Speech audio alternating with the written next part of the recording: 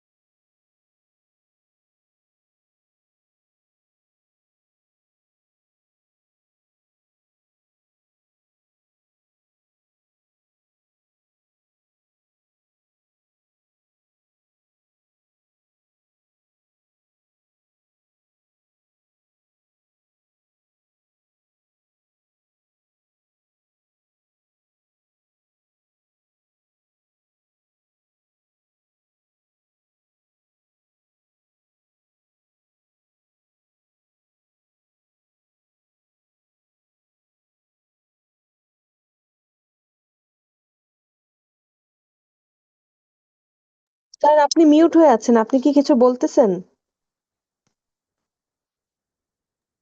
জি না, আমি কিছু বলছি না। ও আচ্ছা, সরি স্যার।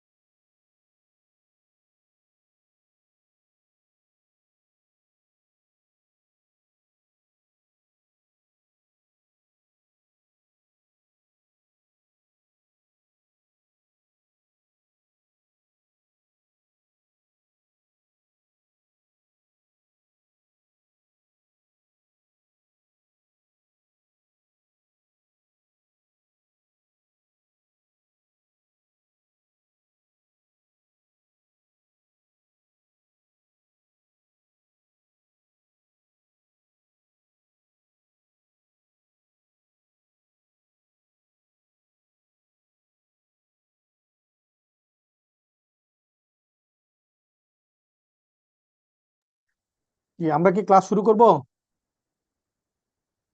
জি স্যার। ওকে, জি স্যার। জি স্যার। আমরা আগের ক্লাসগুলোতে দেখেছিলাম যে কোন একটা ট্যাক্স পিরিয়ডে 4টা ফিগারের যোগ বিয়োগ ফলটা যেটা হয় সেটা হচ্ছে নেট পেয়েবল ট্যাক্স, রাইট?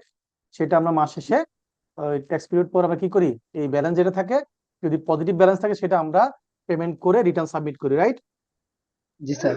জি স্যার। ওকে, আজকে হচ্ছে যে এই যে নেট ট্যাক্স পেয়েবল যেটা output tax minus input tax plus increasing minus decreasing adjustment, এটা করার পর ফিগারটা যদি নেগেটিভ হয় কি হয়? নেগেটিভ হয়। নেগেটিভ হয়, দ্যাট মিন্স কি নেগেটিভ আমাদের তাহলে কি আমাদের ভ্যাট লাইবিলিটি আছে না নাই? স্যার নাই। লাইবিলিটি নাই। নাই। নাই, দ্যাট মিন্স এটা আমার অ্যাসেট হয়ে গেছে। দ্যাট মিন্স কি অ্যাসেট হয়েছে Asset. আমাদের। নেগেটিভ ব্যালেন্স মিন্স হচ্ছে আমরা বেশি পেমেন্ট করে রেখেছি। কি করেছি? বেশি বেশি পেমেন্ট করে রেখেছি। বেশি পেমেন্ট করে রেখেছি। তাহলে নরমালি কি হবে, বেশি পেমেন্ট করে থাকলে গভর্নমেন্ট আমি যেটা বাড়তি দিয়েছি সেটা আমি গভর্নমেন্টের কাছ থেকে এটা ফেরত পাওয়ার জন্য অ্যাপ্লাই করবো, রাইট? জি জি স্যার। স্যার। তো ভ্যাট আইনে এই যে ফেরত পাওয়ার জন্য যে অ্যাপ্লিকেশন করা বা আমরা এটা দাবি করা, সেইটা বলছে যে হ্যাঁ তোমার যদি এরকম কোনো নেগেটিভ ব্যালেন্স থাকে তাহলে সেইটার জন্য কতদিন অপেক্ষা করতে হবে? 6 মান্থ period.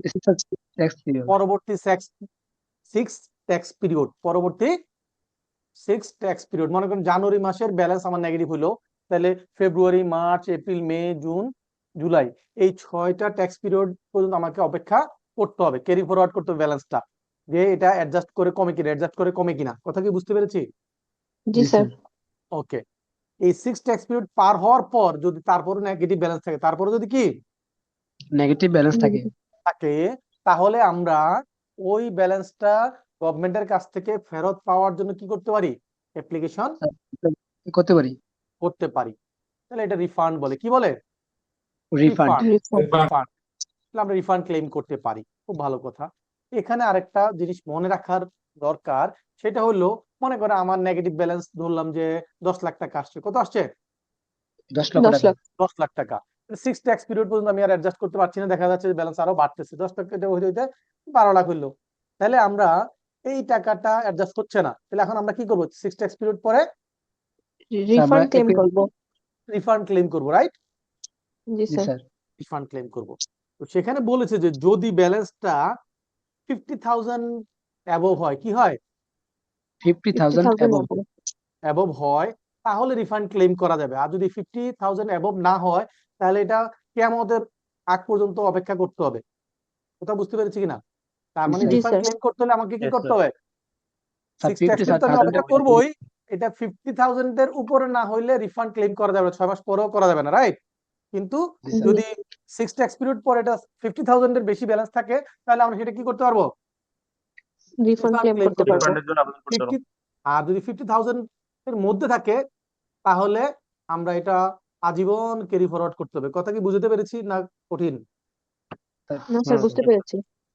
ওকে, এখন দেখেন এখানে যে ম্যাথটা দিয়েছে, এই ধরনের ম্যাথ আমরা তো আগেও করেছি, যে তার আউটপুট ভ্যাট বলছে 1 লাখ, ইনপুট ভ্যাট 26,600 বাদ দিলে থাকতেছে কত? 73,400।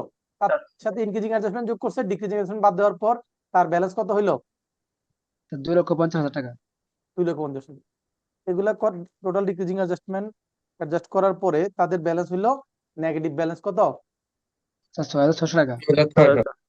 হ্যাঁ, এখানে নেট পেয়েবল হচ্ছে 6,600 টাকা। ভালো কথা। এই যে দেখেন আমি যে কথাটা বললাম, তাহলে এখানে তারা 76,000 উপরে কি 6,000, এখানে 76 কি আসলো? কি কোথাও ভুল আছে নাকি?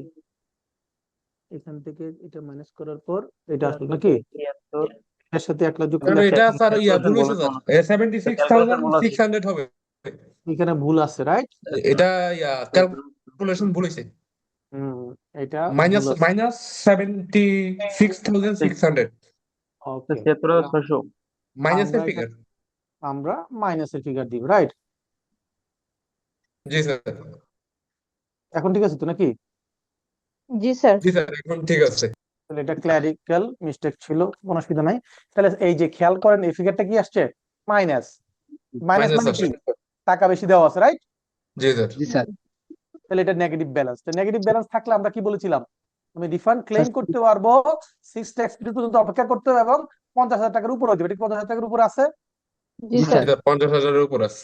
তাহলে এই টাকাটা আমরা 6 ট্যাক্স পিরিয়ড পরে কি করতে পারবো? রিফান্ড ক্লেম করতে পারবো। পারবো। আমি যে কথাটা বলেছি সেটাই তারা এখানে একটা কোশ্চেনের আকারে দিয়েছে। বলেছে যে payment of asset net payable tax যদি পজিটিভ হয় তাহলে কি করতে হবে? ট্যাক্সটা পে করতে হবে রিটার্নের আগে, রাইট? আর যদি নেগেটিভ হয়, পজিটিভ না হয়, নেগেটিভ হয়, তাহলে কি আমাকে কোনো ট্যাক্স পেমেন্ট করতে হবে এখন নতুন করে? নো। না স্যার না স্যার, নো, ক্যারি কারণ ফরওয়ার্ড এটা হবে। নেগেটিভ। তাহলে আমরা এখন রিফান্ডের জন্য ওয়েট করবো। রিফান্ড করতে গেলে দেখতে হবে যে এটা 6 ট্যাক্স পিরিয়ড পর্যন্ত ক্যারি ফরওয়ার্ড হবে এই 76,000 টাকা। পরবর্তীতে কি হবে? 6 ট্যাক্স পিরিয়ড পার হওয়ার পরে এই 76,600 টাকা রিফান্ডের জন্য আমরা কি করতে পারবো? এই যে দেখেন 50,000 টাকা বেশি কিনা। 6 ট্যাক্স পিরিয়ড পর আমরা কি কি চিন্তা করব? এই যে 6 ট্যাক্স পিরিয়ড পরে আমরা দেখবো যে এটা 50,000 টাকার 50,000 উপরে কি টাকা বেশি কিনা। যদি নো হয় তাহলে ক্যারি ফরওয়ার্ড করবো আজীবন, রাইট? আর যদি ইয়েস জি হয় তাহলে আমরা এটা 3 মান্থের মধ্যে কি করব? রিফান্ডের জন্য অ্যাপ্লিকেশন করব করব। তাহলে পরীক্ষা যদি বলে যে নেগেটিভ ব্যালেন্স এত, এটা কিভাবে অ্যাডজাস্টমেন্ট হবে, তাহলে এটা যদি মনে করেন 48,000 লিখতো, তাহলে কি আমার এখানে আমি রিফান্ডের জন্য অ্যাপ্লিকেশন করব নাকি No, না sir. স্যার না স্যার। আজীবন ক্যারি ফরওয়ার্ড করবো, রাইট? জি স্যার জি স্যার। ওকে, সবাই তো বুঝতে পেরেছি নাকি? জি জি স্যার স্যার। এখানে বলছে যে application process for the refunded amount. Application কিভাবে করতে হয়? এটা হচ্ছে ভ্যাট রিটার্নে একটা অপশন আছে, সেখানে একটা কোশ্চেনিয়ার আছে যে আপনি কি কোনো রিফান্ড ক্লেম করতে চান কিনা। যদি টিক দেন, টিক দিলে তখন ইয়েস টিক দিলেন, টিক দেওয়ার পর আসবে হচ্ছে কি এটা কি ভ্যাট কত টাকার আর ট্যাক্স কত টাকার, ঠিক আছে, সরি এসডি কত টাকার। তাহলে এটা কিসের মাধ্যমে আমরা রিফান্ড ক্লেম করব? অ্যাপ্লিকেশন। ভ্যাট রিটার্নের সাথে। কিসের সাথে? VAT return. অনলাইনে ভ্যাট রিটার্নের মধ্যে ওইটা অপশন থাকে, সেটা দিয়ে আমরা করব। তো এখানে উপরে যা কথা বলছে এই কথাগুলো আবার এখানে আবার লিখছে, তাহলে আবার পড়ার দরকার আছে আমাদের স্যার? না স্যার নাই। এই যেটা হচ্ছে ভ্যাট রিটার্নের মাধ্যমে আমাদেরকে এটা কমিশনার বরাবর অ্যাপ্লিকেশনটা যায়, ঠিক আছে? 9.1 মূসক 9.1 এর মাধ্যমে আমাদের এটা হবে। হইলে তখন তারা কি করবে? তারা অ্যাপ্লিকেশন হইলে তারা এটা কি করবে? রিফান্ড করবে আমাদের ক্রস চেকের মাধ্যমে। কিসের মাধ্যমে করবে? হোয়াটসঅ্যাপের মধ্যে জি, এখন সামনে আরো আপডেট করতেছে, ওইটা হইলে হয়তো সরাসরি ব্যাংক টু ব্যাংক ট্রান্সফার করে দিবে, ঠিক আছে? তাহলে আমরা এই ভ্যাট যদি এক্সেস পেমেন্ট করা থাকে তাহলে সেইটা ক্যারি ফরওয়ার্ড হবে না রিফান্ড হবে, এইটুকু কি সবাই বুঝতে পেরেছি স্যার? জি জি স্যার। স্যার ওকে।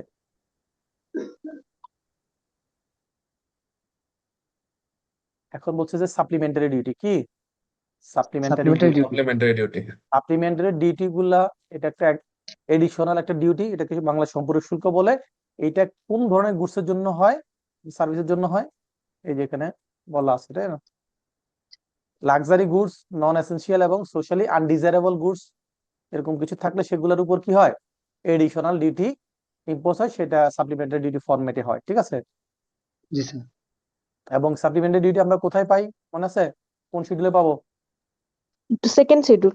শিডিউলে। Second schedule পাবো, রাইট।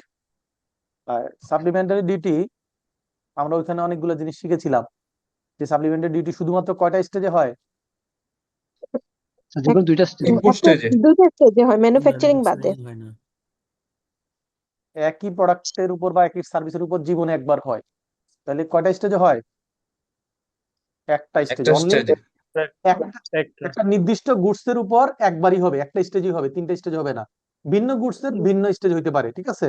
মনে করেন এক্স প্রোডাক্ট সেটা হচ্ছে ইম্পোর্ট স্টেজে, ওয়াই প্রোডাক্ট ম্যানুফ্যাকচারিং স্টেজে, রাইট? জি এরকম। স্যার ম্যানুফ্যাকচারিং স্টেজ দিকে এসডি আছে? না স্যার। নাই স্যার নাই। তাহলে যে আমি বললাম, মনে থাকলে তো বলতে স্যার এটা ভুল হয়েছে, তাই না? তাহলে একই প্রোডাক্টের উপর এসডি কয়টা স্টেজ হবে? Only one stage one one stage. Stage. আর এক্সপোর্টের ক্ষেত্রে এসডি হয় না। এক্সপোর্টের ক্ষেত্রে কি হয় না? এসডি হয় না এসডি হয় না, জিরো রেটের ক্ষেত্রে এসডি হয় না, যেগুলো জিরো রেটেড সেগুলোর ক্ষেত্রে এসডি হয় না। হয় না। এগুলো আমরা একদম প্রথম ক্লাসে শিখেছিলাম, তাই না? জি স্যার। এখন বলছে যে person liable to pay SD, K supplementary duty pay করতে লায়াবল? সিম্পল হচ্ছে যিনি ইম্পোর্টের ক্ষেত্রে, যিনি ইম্পোর্টার, ইম্পোর্ট স্টেজে কে লায়াবল? ইম্পোর্টার। সাপ্লাই স্টেজে ইনপুটার। Supplier, right? সাপ্লাই স্টেজে সাপ্লায়ার। সাপ্লায়ার। আর এসডি ইম্পোজেবল সার্ভিস গেল এটা। তারপর হচ্ছে okay, determining the rate and amount of SD payable. তাহলে রেটটা কোথায় পাবো আমরা? সেকেন্ড শিডিউলে পাবো, তাই না? জি স্যার। সেকেন্ড জি স্যার। শিডিউলে পাবো। এবং এটা অ্যাপ্লিকেবল কিভাবে হবে? ইম্পোর্টের ক্ষেত্রে ইম্পোর্ট স্টেজে যখন কাস্টম জিটি কি করা হয়, হুম, কালেক্ট করা হয়, ওই সময় এসডিটাও সহ কালেক্ট করবে, রাইট? জি জি স্যার। স্যার। ওকে। আর বলছে যে এটা multiplying the dutiable value of the goods and service by rate. তাহলে আমরা যখন কোন একটা প্রোডাক্টের উপর এসডি এবং ভ্যাট থাকে, তাহলে সেক্ষেত্রে প্রথমে কি এসডি ক্যালকুলেশন হয় না ভ্যাট ক্যালকুলেশন হয়? প্রথমে ভ্যাট এসডি যোগ হয়। ক্যালকুলেশন। জি No, এই যে সেকেন্ড ক্লাস আমরা করেছিলাম, মনে হয়, ভুলে গেছি সব। Sorry sir, sir. ফার্স্টে এসডি হয়, তারপরে তো ভ্যাট হবে। হ্যাঁ, রাইট। 100 টাকা যদি ভ্যালু ভ্যালু অফ সাপ্লাই হয়, তার সাথে এসডি যোগ হবে 20% যদি হয়, তাহলে 20 টাকা যোগ হয়ে 120 টাকা হলে 120 টাকার উপর 50% ভ্যাট হলে 18 টাকা যোগ হয়ে 138 টাকা হবে। তাহলে প্রথমে এসডি হবে, এসডি সব মূল্যের উপর ভ্যাট হবে। ক্লিয়ার? জি জি স্যার। স্যার। তো এইসব বেসিক জিনিসগুলো ভুলে গেলে লাইফ ক্লিয়ার থাকবে না, তাই না? লাইফ ক্লিয়ার থাকবে না। এই যে দেখেন, এই যে এসডি কি হচ্ছে? Accessible value plus CD plus RD এর উপর কি হচ্ছে? এসডি হচ্ছে ইম্পোর্ট স্টেজ, তাই না? এটা আমরা ম্যাথ করেছিলাম, মনে আছে? জি স্যার। জি স্যার। আর লোকালের ক্ষেত্রে কি বলছে? লোকালের ক্ষেত্রে এখন বলছে যে যদি ট্যাক্সেবল সাপ্লাই হয়, value of taxable supply, taxable supply তার মানে ভ্যাট সহ মূল্য, কি মূল্য? ব্যবসা মূল্য। যদি ভ্যাট সহ মূল্য আপনার দেওয়া থাকে, তাহলে সেক্ষেত্রে আপনি প্রথমে ভ্যাটটা মাইনাস করবেন। ভ্যাট মাইনাস করার পর যে ফিগার থাকবে সেটাকে আবার কিসে কনভার্ট করবেন? Sir SD, SD. এসডি ইমপ্যাক্টটা কনভার্ট করবেন, রাইট? সেই জিনিসগুলো জি এখানে স্যার। বলেছে। একটা হলো ফরওয়ার্ড ক্যালকুলেশন করা, আবার একটা কি ব্যাকওয়ার্ড ক্যালকুলেশন। যেমন 138 টাকা থেকে প্রথমে 15% ভ্যাট ব্যাক ক্যালকুলেশন করলে 115 দিয়ে ভাগ করে 100 দ্বিগুণ করলে 120 টাকা আসবে, রাইট? জি স্যার। আবার 120 টাকার মধ্যে 20% এসডি আছে, তাহলে এটাকে 120 দিয়ে ভাগ করে 100 দ্বিগুণ করলে এসডি ছাড়া মূল্য আসবে, রাইট? এইভাবে জি স্যার। ক্যালকুলেশনটা করতে হয়। পরীক্ষায় ম্যাথ থাকলে আমরা দেখবো যে এটা ব্যাকওয়ার্ড ক্যালকুলেশন করতে হবে না ফরওয়ার্ড ক্যালকুলেশন করতে হবে, যখন যেভাবে যেটা দরকার সেভাবে আমরা করে নিব, রাইট? জি জি। স্যার। আচ্ছা, আরেকটা জিনিস হচ্ছে যে ওই যে এসডি কি, এসডি নরমালি কি হয় না, কোনো রিবেট বা রিফান্ড হয় না, তাই না? জি এক্সেপ্ট যদি এমন হয় যে আপনি যে প্রোডাক্টটা, যে র মেটেরিয়ালসটা কিনেছেন, সেটা ইউজ করে ফিনিশ গুডটা আপনি এক্সপোর্ট করতে, ফিনিশ গুডটা কি করতেছেন? এক্সপোর্ট করতেছেন। তাহলে ওই এক্সপোর্ট করতেছেন যে ফিনিশ গুডটা, সেটার তৈরি করার জন্য যদি র মেটেরিয়ালস কেনার সময় আপনি এসডি দিয়ে থাকেন, তাহলে সেই এসডিটা কি পাওয়া যাবে? ডিক্রিজিং অ্যাডজাস্টমেন্ট পাওয়া যাবে। কি পাওয়া যাবে? Decreasing adjustment. তো সেটার জন্য ক্লেম করলে তখন সেটা বেনিফিটটা নেওয়া যাবে, ঠিক আছে? জি স্যার।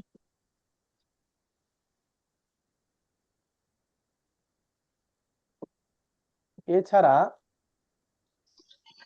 তাহলে নরমালি এসডি আর ভ্যাটের ক্যালকুলেশন কি হবে? আগে এসডি হবে, এসডি সমূলের উপর ভ্যাট হবে, তাই না? Normal scenario. জি স্যার। ওকে, এখন আপনাদেরকে একটা ব্যতিক্রম জিনিস বলবো। কি বলবো? ব্যতিক্রম। আমরা বিভিন্ন প্রোডাক্টের গায়ে এমআরপি শব্দটা লেখা থাকতে দেখছি কিনা স্যার? জি জি স্যার। স্যার। জি স্যার। এমআরপি দিয়ে কি বোঝায়? Maximum retail price. প্রাইস। ওকে, আসলে এই এমআরপি যে বিভিন্ন প্রোডাক্টের গায়ে লেখা থাকে, এইটার সাথে ভ্যাট আইনের কোনো সম্পর্ক নাই। ভ্যাট আইনে প্রোডাক্টের গায়ে যে এমআরপি লেখা থাকে সেটার সাথে কোনো সম্পর্ক নাই। নেই। তাহলে এই যে এমআরপিটা কেন লেখা থাকে? এটা হচ্ছে ভোক্তা অধিকার আইন। কি? ভোক্তা অধিকার আইন। ভোক্তা অধিকার আইন অনুযায়ী বলা আছে যে প্রত্যেকটা প্রোডাক্টের ক্ষেত্রে এরকম এমআরপি উল্লেখ থাকতে হবে, রাইট? জি স্যার। ওকে, তবে ভ্যাট আইনে এমআরপি আছে, এমআরপিটা কাদের ক্ষেত্রে আছে? এমআরপি শব্দটা অন্যভাবে এটা ইউজ হয়। সেই এমআরপিটা হচ্ছে ম্যাক্সিমাম রিটেল প্রাইস। এটা ইউজ হয় দুই ধরনের প্রোডাক্টের ক্ষেত্রে। কয় ধরনের? দুই ধরনের প্রোডাক্টের ক্ষেত্রে। দুই ধরনের। একটা হচ্ছে টোবাকো, তামাক জাতীয় পণ্য। কি পণ্য? তামাক জাতীয় পণ্য। আরেকটা হচ্ছে অ্যালকোহল, মাদক দ্রব্য, রাইট? তাহলে অ্যালকোহল এবং টোবাকো এই ধরনের প্রোডাক্টের ক্ষেত্রে এমআরপির ইউজ হয়। কিসের ইউজ হয়? এমআরপি ইউজ হয়। পেরিয়ড হয়। সেটা সেকশন 58-এ বলা আছে। কোথায় বলা আছে? সেকশন 58 এ। এবং এইটার নাম হচ্ছে স্পেশাল স্কিম। কি? ভ্যাট আইনে এই টোবাকো এবং অ্যালকোহলের জন্য স্পেশাল স্কিম ডিক্লেয়ার করা আছে, এটা হলো সেকশন 58-এ। ওকে, জি স্যার। এইটার ক্ষেত্রে সাপ্লিমেন্টের ডিটি ক্যালকুলেশন করাটা ডিফারেন্ট, ভ্যাট ক্যালকুলেশন করাটা ডিফারেন্ট। আমরা কি জানতাম যে 100 টাকা যদি বিল অফ সাপ্লাই, তার সাথে প্রথমে এসডি যোগ হবে, এসডি সব মূল্যের উপর ভ্যাট হবে। এটা হলো নরমাল সিনারিও, রাইট স্যার? জি স্যার। কিন্তু যদি মনে করেন এক প্যাকেট সিগারেটের গায়ে লেখা থাকে 500 টাকা, কত টাকা লেখা থাকে? 500 টাকা। এমআরপি লেখা থাকে 500 টাকা, তাহলে এখন এইটার এসডি কত টাকা হবে, ভ্যাট কত টাকা হবে? কি আনসার করতে পারবেন? তাহলে আমাদের এসডি রেট জানতে হবে, ভ্যাটের রেট জানতে হবে, রাইট? ধরে নিলাম জি যে স্যার। এসডি রেট 20%, ভ্যাটের রেট 15%। ওকে, তাহলে এসডি কত হবে? এটার ক্ষেত্রে নিয়ম হচ্ছে ওই এসডি বের করে যোগ করে এসব কিছু নাই, সরাসরি এমআরপির উপর পার্সেন্টেজ। সরাসরি কি? এমআরপির উপর এমআরপির উপর পার্সেন্টেজ। তাহলে যে প্যাকেটে যে 500 টাকা লেখা আছে, তাহলে 500 টাকার উপর 20% দিলে এসডি আসবে, 500 টাকার উপর 15% দিলে ভ্যাট আসবে। কথা কি বুঝতে পেরেছি? জি স্যার। জি স্যার। জি স্যার। তাহলে এটা হলো ব্যতিক্রম। এটা কি? ব্যতিক্রম। এই যে দেখেন উপরে লেখা আছে ব্যতিক্রম। কি লেখা আছে? ব্যতিক্রম। ব্যতিক্রম। ব্যতিক্রম। তাহলে ব্যতিক্রমে কাদের ক্ষেত্রে? টোবাকো এবং অ্যালকোহল। অ্যালকোহল। অ্যালকোহলের ক্ষেত্রে। এগুলার ক্ষেত্রে এমআরপি ভ্যালু যত দেওয়া থাকবে, এমআরপির উপর সরাসরি পার্সেন্টেজ দিয়ে এসডি বের করবো, সরাসরি পার্সেন্টেজ দিয়ে ভ্যাট বের করবো। এই যে মনে করেন যদি আমি 500 টাকা ধরি, 20% যদি এসডি হয়, তাহলে কত টাকা এসডি? 100 টাকা। যদি 15% ভ্যাট হয়, তাহলে কত টাকা ভ্যাট? 75 টাকা। 75 টাকা, রাইট? তাহলে 100 টাকা এসডি, 75 টাকা ভ্যাট। এই 175 টাকা ওই 500 টাকার ভিতরে আছে। কিসের মধ্যে আছে? 500 টাকার মধ্যে আছে। এই প্রোডাক্টের ক্ষেত্রে গভর্নমেন্ট অনেক বড় অঙ্কের রেভিনিউ কালেকশন করতে পারে, ঠিক আছে? যার কারণে তারা এটাকে সরাসরি তাদের কন্ট্রোলে রাখছে এবং রেগুলার এটা মনিটরিং করে। হ্যাঁ, যেমন আমরা যখন রেজিস্ট্রেশন করছিলাম, মনে আছে কিনা, যে সেন্ট্রাল রেজিস্ট্রেশন যদি সিমিলার বা আইডেন্টিক্যাল গুডস হয় এবং একের অধিক স্থান থেকে সাপ্লাই দেয় এবং বুকস অফ অ্যাকাউন্ট যদি সেন্ট্রালি সফটওয়্যার মাধ্যমে মেনটেন করে, তাহলে সেন্ট্রাল রেজিস্ট্রেশন নিতে পারবে, রাইট? জি স্যার। কিন্তু জি স্যার। টোবাকো আর অ্যালকোহলের ক্ষেত্রে কি বলছে? সরাসরি কি ওখানে টোবাকোর ক্ষেত্রে বলছে যে কোনো ইউনিট রেজিস্ট্রেশন নিতে হবে, সেন্ট্রাল রেজিস্ট্রেশন নেওয়া যাবে না। না। কেন এরকম বলছে? মনে করেন আপনার 10টা জায়গায় যদি বা 20টা জায়গায় আপনার সারা দেশে টোবাকোর ডিস্ট্রিবিউশন চ্যানেল আছে, এখন এখান থেকে গভর্নমেন্ট প্রচুর পরিমাণে রেভিনিউ পায়। নর্মালি কি হয়, আমরা সেলস করি, সেলস করার পর মাস শেষে রিটার্ন সাবমিট করার আগে ভ্যাটটা দেই, তাই না স্যার? জি। কিন্তু এই যে টোবাকো, এটার ক্ষেত্রে কিন্তু ডিফারেন্ট। আপনারা দেখবেন যে সিগারেটের প্যাকেটের উপর একটা স্টিকার লাগানো থাকে, রেভিনিউ স্ট্যাম্পের, রাইট? স্টিকার। বিড়ির প্যাকেটে দেখবেন যেরকম একটা কি থাকে, ব্যান্ডরোল লাগানো থাকে। ওই যে ব্যান্ডরোলটা, এটাই হচ্ছে গভর্নমেন্টের ডিউটির প্রমাণ যে গভর্নমেন্টের ডিউটিটা পেমেন্ট করা হয়েছে। কথা কি বুঝতে পারছি? জি স্যার। এই যে সিগারেটের গায়ে যে ব্যান্ডরোলটা লাগানো হয়, বিড়ির গায়ে যে ব্যান্ডরোলটা লাগানো হয়, এইটা গভর্নমেন্টের কাছ থেকে অ্যাডভান্স টাকা দিয়ে কিনে নিয়ে প্রোডাকশনের সময় এটার সাথে প্যাকেটের গায়েটা ফিক্স করতে হয়। তাহলে তারা অ্যাডভান্স টাকা দিয়ে তারপর এটা গভর্নমেন্ট থেকে কালেক্ট করে তাদের প্রোডাক্টের গায়ে এটা ফিক্স করে। কথা বুঝতে পারছি স্যার? জি স্যার। কিন্তু অন্যান্য গুলোর ক্ষেত্রে কি করি আমরা? বিক্রি করি, বিক্রি করার পর মাস শেষে ভ্যাট রিটার্নের আগে ভ্যাট জমা দেই। কিন্তু টোবাকোর ক্ষেত্রে কি হয়, সিগারেট বিড়ির ক্ষেত্রে এগুলো হচ্ছে প্রত্যেকটা সিগারেটের প্যাকেট, সিগারেট যখন প্রোডাকশন হচ্ছে বা বিড়ি প্রোডাকশন হচ্ছে, ওই তার প্যাকেটের উপর ব্যান্ডরোলের স্টিকারটা লাগানো থাকতে হয়, রাইট? এবং ওই ব্যান্ডরোলটা গভর্নমেন্টের কাছ থেকে পারচেজ করতে হয় টাকা দিয়ে। তাহলে এটা প্রোডাকশনের সময় এটার এই ডিউটি পেমেন্ট করে, ট্যাক্স ভ্যাট পেমেন্ট করে কি হচ্ছে, তারপর প্রোডাকশন হচ্ছে, তারপর ডেলিভারি হচ্ছে। কেন এটাতে এত নজরদারি? কারণ এখান থেকে গভর্নমেন্ট অনেক বেশি রেভিনিউ পায়, এই জন্য অনেক বেশি ওইটার প্রতি তাদের গভর্নমেন্টের নজর আছে। কথা কি বুঝতে পেরেছি স্যার? জি স্যার। জি স্যার। তাহলে এমআরপি হচ্ছে ভ্যাট আইনের ক্ষেত্রে আমরা শুধুমাত্র 2 ধরনের প্রোডাক্টের ক্ষেত্রে বুঝবো। কয় ধরনের প্রোডাক্টের ক্ষেত্রে? 2 ধরনের। দুই ধরনের। কি কি প্রোডাক্ট? স্যার, তামাক আর টোবাকো, অ্যালকোহল। অ্যালকোহল। অ্যালকোহল। মনে থাকবে তো নাকি সবার? জি স্যার। জি স্যার। স্যার জি। স্যার আমরা তো যে অন্য অন্য প্রোডাক্টও এমআরপি দেখি। আপনি কি মাত্র ক্লাসে জয়েন করেছেন? না স্যার, মানে এই ওগুলো তো মাস- থাকে তো, মাঝখানে মানে মাঝখানে কি ঘুমাইতে গেছিলেন? আমরা কি ক্লাসে আলোচনা করি নাই 19 না বলেন স্যার। তো? জি স্যার করেছেন। ভোক্তা আইন অনুযায়ী অন্যান্য প্রোডাক্টের এমআরপি হয়, আর ভ্যাট অনুযায়ী যদি এমআরপি বলি তাহলে টোবাকো আর অ্যালকোহলকে বোঝাবে। উনি যখন এই কোশ্চেনটা করছেন, দ্যাট মিন্স উনি ক্লাসে ছিলেন না বা অ্যাটেন্ডেড ছিলেন না, বাইরে ছিলেন, রাইট? তো আমরা যারা এরকম অমনোযোগী থাকে তাদেরকে আমরা চাই না। ওকে, থ্যাংক ইউ। ক্লাস করবেন অ্যাটেন্টিভলি, দেখবেন যে পরীক্ষা পাস করবেন, ভালো করবেন। হঠাৎ করে আপনি দুনিয়ার সব কাজ করবেন, মাঝখানে ক্লাসে ঢুকলেন। আমরা এগুলো তো আলোচনা করেছি যে ভ্যাট আইনে এমআরপির কোনো কিছু নাই। এই প্রোডাক্ট যেটা আছে সেটা ভোক্তা অধিকার আইন অনুযায়ী প্রোডাক্টের গায়ে এমআরপি লিখতে হয়। আলোচনা করা হয় নাই স্যার? জি করা হয়েছে স্যার। স্যার। তাহলে আমার এই স্যার যিনি কোশ্চেন করলেন, ওনার কোশ্চেনের আনসার কি আমার দেওয়া উচিত? ওকে, এখানে পরীক্ষার জন্য আপনাদের কিছু পড়তে হবে যে হ্যাঁ লোকাল স্টেজে কোন যা, সেগুলা কয়েকটা নাম আপনার জন্য পরীক্ষার জন্য এখান থেকে হয়তো দিয়ে দিতে পারে যে লোকাল স্টেজে কোন কোন সার্ভিসের ক্ষেত্রে এসডি হয়। এখানে বইতে যে কটা আছে এখান থেকে হয়তো উল্লেখ করে দিল, এই জন্য আপনাদেরকে এগুলো একটু পড়তে হবে। ঠিক আছে? যে এখানে লোকাল স্টেজে গুডস কোনগুলোর ক্ষেত্রে ভ্যাট হয়, মেজর তো এটা তাই না, টোবাকো। মেজর কি, সরি, এসডি হয়। এগুলো একটু আমাদের পড়তে হবে। আর এই যে এখানে যে দেখেন এসডি রেট গুলা দেওয়া আছে সেকেন্ড শিডিউল অনুযায়ী, এখানে একটা সামারি করে দিছে। এই দেখেন এখানে কি লিখছে, বিডি উইদাউট ফিল্টার, এইসব এগুলা কি। আর এদের জন্য গভর্নমেন্ট কয়দিন পর পরই এদের এমআরপি কত হবে এগুলার জন্য গভর্নমেন্ট গাইডলাইন দিয়ে থাকে। ঠিক আছে? কারণ ওই জায়গা থেকে ভ্যাট বেশি পায়, এসডি বেশি পায়, জন্য গভর্নমেন্ট এটার জন্য গাইডলাইন দিয়ে দেয়। তো এখানে দেখেন বিডির ক্ষেত্রে বা সিগারেটের ক্ষেত্রে এগুলো দেখেন এসডি রেট কত, 30%, 30%, 40% এরকম কত সোলার সিগারেট প্যাকেট বিক্রি করে, এগুলো এরকম লেখা আছে। হ্যাঁ, এই যে দেখেন সিগারেটের বিডির এগুলা রেট গুলো এখানে উল্লেখ করছে।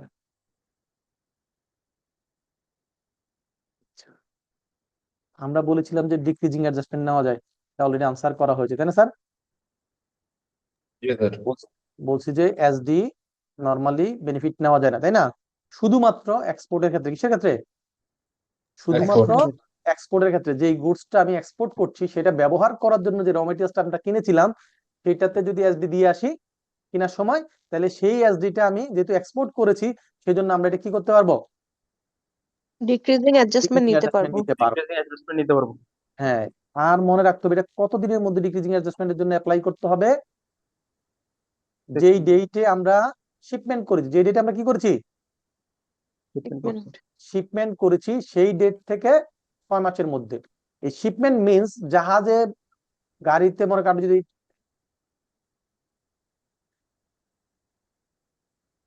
যদি আপনি কি করেন, জাহাজে করে শিপমেন্ট করেন, তাহলে জাহাজে যে শিপমেন্ট কবে করলাম এটার প্রুফ কি বলুন তো স্যার? কোন ডকুমেন্টটা দেখলে বুঝতে পারবো যে কবে শিপমেন্ট করা হয়েছে?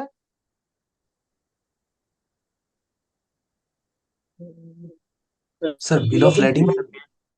এই যে দেখেন loaded into, that means bill of lading. কি বিল অফ লেডিং? মানে বিল অফ লেডিং মিন্স জাহাজে যেদিন তুলে দিয়েছেন, এরোপ্লেনে যেদিন তুলে দিয়েছেন, যদি বাংলাদেশ থেকে ইন্ডিয়া ট্রাকে যান তাহলে ট্রাকে যেদিন তুলে দিয়েছেন। কথা কি বুঝতে পেরেছি? সেই ডেট থেকে, তাহলে বিল অফ লেডিং এর ডেট থেকে 6 মান্থের মধ্যে আপনাকে কি করতে হবে, ডিক্রিজিং অ্যাডজাস্টমেন্টের জন্য অ্যাপ্লিকেশন করতে হবে। ক্লিয়ার? এগুলো পরীক্ষা আসবে। তাহলে কতদিনের মধ্যে নিতে হবে? আর যদি কোনো কারণে এই 6 মান্থের মধ্যে ডিক্রিজিং অ্যাডজাস্টমেন্ট নিতে না পারেন, তাহলে আপনি যদি ডিভিশনাল অফিসারের কাছে ওই 6 মান্থ পার হওয়ার আগে কি যে আপনি ওই 6 মান্থের মধ্যে করতে পারবেন না, যদি অ্যাপ্লিকেশন করেন তাহলে তারা আরো টাইম কত মাস বাড়াই দিতে পারবে সর্বোচ্চ ফার্দার 6 মান্থ। তাহলে এখান থেকে মনে রাখার বিষয় হচ্ছে, আর এই যে এসডিটা যে আমাদেরকে তারা দিবে, এইটার জন্য একটা কমপ্লায়েন্স মেনটেন করতে হয়, সেটা তাদের মাধ্যমে করতে হয়। ডিউটি ড্রব্যাক অফিস আছে, কি আছে, ড্যাডো, কি ডিউটি ড্রব্যাক অফিস, তাদের মাধ্যমে। ড্যাডোর অফিস হচ্ছে কোথায়, তোপখানা রোড, তাই না, সেগুনবাগিচা তোপখানা রোডে। তাহলে এখান থেকে আমরা কি শিখলাম, এসডি নরমালি রিফান্ড বা ডিক্রিজিং কি বলে রিবেট পাওয়া যায় না, শুধুমাত্র কোন ক্ষেত্রে পাওয়া যাবে, ডিক্রিজিং অ্যাডজাস্টমেন্ট নেওয়া যাবে এক্সপোর্টের ক্ষেত্রে, যদি এক্সপোর্টের এগেইনস্টে যেসব র মেটেরিয়ালস আমরা ব্যবহার করেছি সেইটা যদি কি করি, ইম্পোর্ট করার সময় আমরা এসডি দিয়ে আসি, তাহলে সেই এসডি অ্যামাউন্টটা কি করতে পারবো, ডিক্রিজিং অ্যাডজাস্টমেন্টের জন্য অ্যাপ্লাই করতে পারবো বিল অফ লেডিং এর ডেট থেকে 6 মাসের মধ্যে। মনে থাকবে স্যার সবার? জি স্যার। আর জি, যদি স্যার। ওই ডেটের মধ্যে অ্যাডজাস্টমেন্ট নিতে না পারি, বুঝতে পারি, তাহলে ওই টাইম শেষ হওয়ার আগে আমাকে কি করতে হবে, অ্যাপ্লিকেশন করলে ডিভিশনাল রাইট, ডিভিশনাল অফিসের কাছে অ্যাপ্লাই করলে আমাদেরকে আরো 6 মাস টাইম বাড়ায় দিতে পারে, রাইট, আর ওই অথরিটি স্যার। আছে। তাহলে এখন বলছে যে এসডি প্রোডাক্টের উপর যে এসডি হয়, সাপ্লাইজ উপর এসডি হয়, সেই এসডিটা কালেকশন কিভাবে হবে, ইম্পোর্ট স্টেজে কে কালেক্ট করবে বলেন তো এসডিটা? স্যার কাস্টমস না? কাস্টমস, রাইট, হ্যাঁ। আর লোকাল স্টেজে কে করবে, সাপ্লায়ার, কে করবে, সাপ্লাই। সাপ্লায়ার। আর যদি কোনো সার্ভিস হয়, যেমন মনে করেন গভর্নমেন্টের কাছে আপনি কোনো একটা সার্ভিস নিচ্ছেন, তাহলে গভর্নমেন্ট ওই সার্ভিসটা আপনাকে প্রোভাইড করছে, তো তখন গভর্নমেন্ট আপনার কাছ থেকে কালেক্ট করবে, এটা ডিডাক্ট হবে না, এটা কি হবে, কালেক্ট হবে। ডিডাক্ট হলো যিনি পেমেন্ট করছেন তিনি যদি কেটে রাখেন, তাই না? তো এখানে জি, স্যার। সাপ্লায়ার বা সার্ভিস প্রোভাইডার যিনি আছেন তারা কি করবেন, কেটে রাখবেন। রাইট। সেটা কি হবে, ভ্যাটের মতো, ভ্যাট রিটার্নে আউটপুট ভ্যাটের সাথে ওখানে কি হয়ে যাবে, এসডিটা ভ্যাটের মতো যোগ হয়ে যাবে, ভ্যাট রিটার্নে যোগ হয়ে গেলে অটোমেটিক লায়াবিলিটি ক্রিয়েট হলে আপনি মাস শেষে ভ্যাটের মতো পেমেন্ট করে দিলেন। Clear sir? জি স্যার। জি স্যার। এইটুকু পর্যন্ত বুঝতে কারো কোনো অসুবিধা আছে? না না স্যার। স্যার। ওকে, তাহলে এখান থেকে কোশ্চেন আসলে যে কোনো ভাবে কোশ্চেন আসুক আনসার করতে পারবো। জি স্যার। ইনশাআল্লাহ। ওকে, এখন বলছে যে ভ্যাটের বুকস অফ অ্যাকাউন্ট, ভ্যাটের books of account. Books of accounts, books of accounts গুলো একটু আমার সাথে মনোযোগ দিয়ে শুনলে বুঝলে মনে থাকবে, ঠিক আছে? ফার্স্ট ওয়ান বলছে যে ভ্যাটের বুকস অফ অ্যাকাউন্টের প্রথম বুকসটা হচ্ছে যে আপনি কোনো ব্যবসা করলে প্রথমে তো আগে পারচেজ করবেন, তারপর র মেটেরিয়ালস হোক বা ডিরেক্ট ট্রেডিং করেন, আগে কিনবেন তারপর এটা বিক্রি করবেন, রাইট? জি স্যার। তাহলে তাহলে কিনার রেকর্ডটা মেনটেন করবেন পারচেজ বুকে, কোথায় মেনটেন করবেন, স্যার পার্সেজ বুকে। পারচেজ বুক। পারচেজ বুক হচ্ছে 6.1, পারচেজ বুকস কি হচ্ছে মূসক 6.1 ওয়ান। পরীক্ষা বলতে পারে মূসক 6.1 এ কি মেনটেন করা হয়, পারচেজ, স্যার এখন সেলস, বিভিন্ন ভাবে থাকবে। তারপর 6.2 হচ্ছে সেলস, কি সেলস এর রেকর্ড মেনটেন রাখবেন, 6.2 হচ্ছে সেলস এর রেকর্ড মেনটেন করার জন্য। Sales। আর পারচেজের রেকর্ড মেনটেন করার জন্য কি হচ্ছে 6.1। 1 তাহলে যারা ট্রেডার, যারা প্রসেস করে, ম্যানুফ্যাকচারিং করে, প্রসেস করে, তাদের জন্য আলাদা করে পারচেজ বই, আলাদা করে সেলস বই রাখতে হবে, ঠিক আছে? কিন্তু যারা কোনো প্রসেস করে না, ম্যানুফ্যাকচারিং করে না, তাদের ক্ষেত্রে তারা কি করতে পারবে, স্যার পার্সেজ আর সেলস একইভাবে করতে পারবে। তাদের জন্য হচ্ছে সিম্পলিফাইড একটা বুকস আছে, এটাকে বলে পারচেজ সেলস বই, ক্রয় বিক্রয় বই, সেটা হচ্ছে 6.2.1। বুঝতে পেরেছি কিনা স্যার? জি স্যার। ওকে, তাহলে আমাদেরকে বলেছে যে যখন আমরা কি করব, কোনো প্রোডাক্ট বা সার্ভিস সাপ্লাই দিব, সাপ্লাই দেওয়ার সময় ট্যাক্স ইনভয়েস ভ্যাট চালানের মাধ্যমে দিতে। ভ্যাট চালানটা কি, মূসক 6.3 ট্যাক্স ইনভয়েস, কর চালানপত্র বলে, এটাকে কি বলে, চালানপত্র। কি করছে, ভ্যাট যোগ করে যে চালানটা ইস্যু করা সেটাকে বলে ট্যাক্স ইনভয়েস, এটার মূসক 6.3। ওকে, তাহলে বিক্রির জন্য 6.3, বিক্রির জন্য কি 6.3। 6.3। ওকে, তাহলে এখন আপনাকে যদি এর আগে মনে হয় আলোচনা করেছিলাম, মনে আছে কিনা কোন একটা জায়গায়, যে আমার একটা গার্মেন্টস ফ্যাক্টরি আছে, আমি 10 lakh piece T shirt export করার জন্য অর্ডার পেয়েছিলাম, আমার ক্যাপাসিটি আছে 6 লাখ, বাকি 4 লাখ আমি অন্য একটা ফ্যাক্টরি দিয়ে ম্যানুফ্যাকচার করাইছিলাম, বলছিলাম স্যার এরকম। জি স্যার জি স্যার স্যার। ওকে, কেন বলেছিলাম যে অন্যের অধীনে যদি আপনার কোনো র মেটেরিয়ালস থাকে তাহলে সেটার কি ট্যাক্স রিবেট, ভ্যাট রিবেট আপনি নিতে পারবেন না এক্সেপ্ট কন্ট্রাকচুয়াল ম্যানুফ্যাকচারিং, এই জন্য এক্সাম্পলটা দিয়েছিলাম, রাইট? জি জি স্যার। জি স্যার স্যার ওকে, এখন কথা হচ্ছে আপনি যখন বিক্রি করেন, মনে করেন আপনার ফ্যাক্টরি থেকে বা আপনার শোরুম থেকে বিক্রি করছেন, তাহলে বিক্রি করার সময় আপনি 6.3 ইস্যু করে বিক্রি করবেন, রাইট? জি স্যার এখন যদি এমন হয় যে আমি যেই 4 লাখ পিস টি শার্ট আরেকজনকে দিয়ে আরেকটা গার্মেন্টস কোম্পানি দিয়ে তৈরি করব, তো তাকে আমার ওই টি শার্ট তৈরি করার জন্য ফেব্রিক্স পাঠাইতে হবে না? জি স্যার জি স্যার যদি আমি যে তার কাছে ফেব্রিক্সটা পাঠাবো, এটা কি সেলস আমার? না না স্যার এটা কিন্তু আমার সেলস না, রাইট? যদি আমি জি স্যার পাঠাই তাহলে তো আমার 6 পয়েন্ট দিয়ে ডেলিভারি দিতে হবে সেলস হলে, কিন্তু এটা তো সেলস না। তাহলে এইভাবে করলে তো এটার সাথে ভ্যাট যোগ হয়ে চলে যাবে, তো আমি তো এটার উপর তো ভ্যাট হবে না, কারণ আমি তো এটা বিক্রি করছি না। এটার জন্য আলাদা ফরম্যাট, সেটা হচ্ছে ম্যানুফ্যাকচারিং, কন্ট্রাকচুয়াল ম্যানুফ্যাকচারিং, চুক্তি ভিত্তিক উৎপাদনের ক্ষেত্রে 6.4 এর মাধ্যমে সাপ্লাই দিতে হবে। কিসের মাধ্যমে সাপ্লাই দিতে হবে? 6.4 6.4 এর মধ্যে। 0.4 এর মাধ্যমে এই 6.4 এর যে ফরম্যাট, সেই ফরম্যাটের মধ্যে ভ্যাটের ইমপ্লিকেশন নাই ওখানে। আপনি কার কাছে সাপ্লাইটা দিচ্ছেন, কোন কন্ট্রাকচুয়াল ম্যানুফ্যাকচারিং এর কন্ট্রাক্টের এগেইনস্টে কি দিচ্ছেন, কত কোয়ান্টিটি, এইটুক, ওইটার মধ্যে কোনো ভ্যাটের বা অ্যামাউন্টের কোনো সম্পর্ক থাকবে না হ্যাঁ। নাই। আপনি এখানে লিখবেন যে হ্যাঁ আপনি গ্রে ফেব্রিক্স পাঠাচ্ছেন এত ইয়ার্ড, 10,000 ইয়ার্ড, হ্যাঁ, এত গজ, অথবা এত কেজি, অথবা এত টন, ক্লিয়ার? জি স্যার জি স্যার। তাহলে 6.4 এর মাধ্যমে সাপ্লাই দিব কখন? অন্য কারো দিয়ে যদি আমি কোনো প্রোডাক্ট ম্যানুফ্যাকচারিং করি, সাবকন্ট্রাক্ট, রাইট? জি স্যার জি। তাহলে সেক্ষেত্রে ভ্যাটটা হবে না। তাহলে আমি যার কাছে যখন র মেটেরিয়ালসটা পাঠাইলাম, ফেব্রিক্সটা পাঠাইলাম, তখন আমি 6.4 এ পাঠাবো। কিসে পাঠাবো? 6.4 এ 6.4 এ আবার সে যখন টি শার্টটা তৈরি করে আমাকে ফেরত দিবে, টি শার্টটা বানায় আমাকে ফেরত দিবে, তাহলে সে তখন আমাকে কিভাবে ফেরত দিবে? 6.3 তে ফেরত দিবে না 6.4 এ ফেরত দিবে?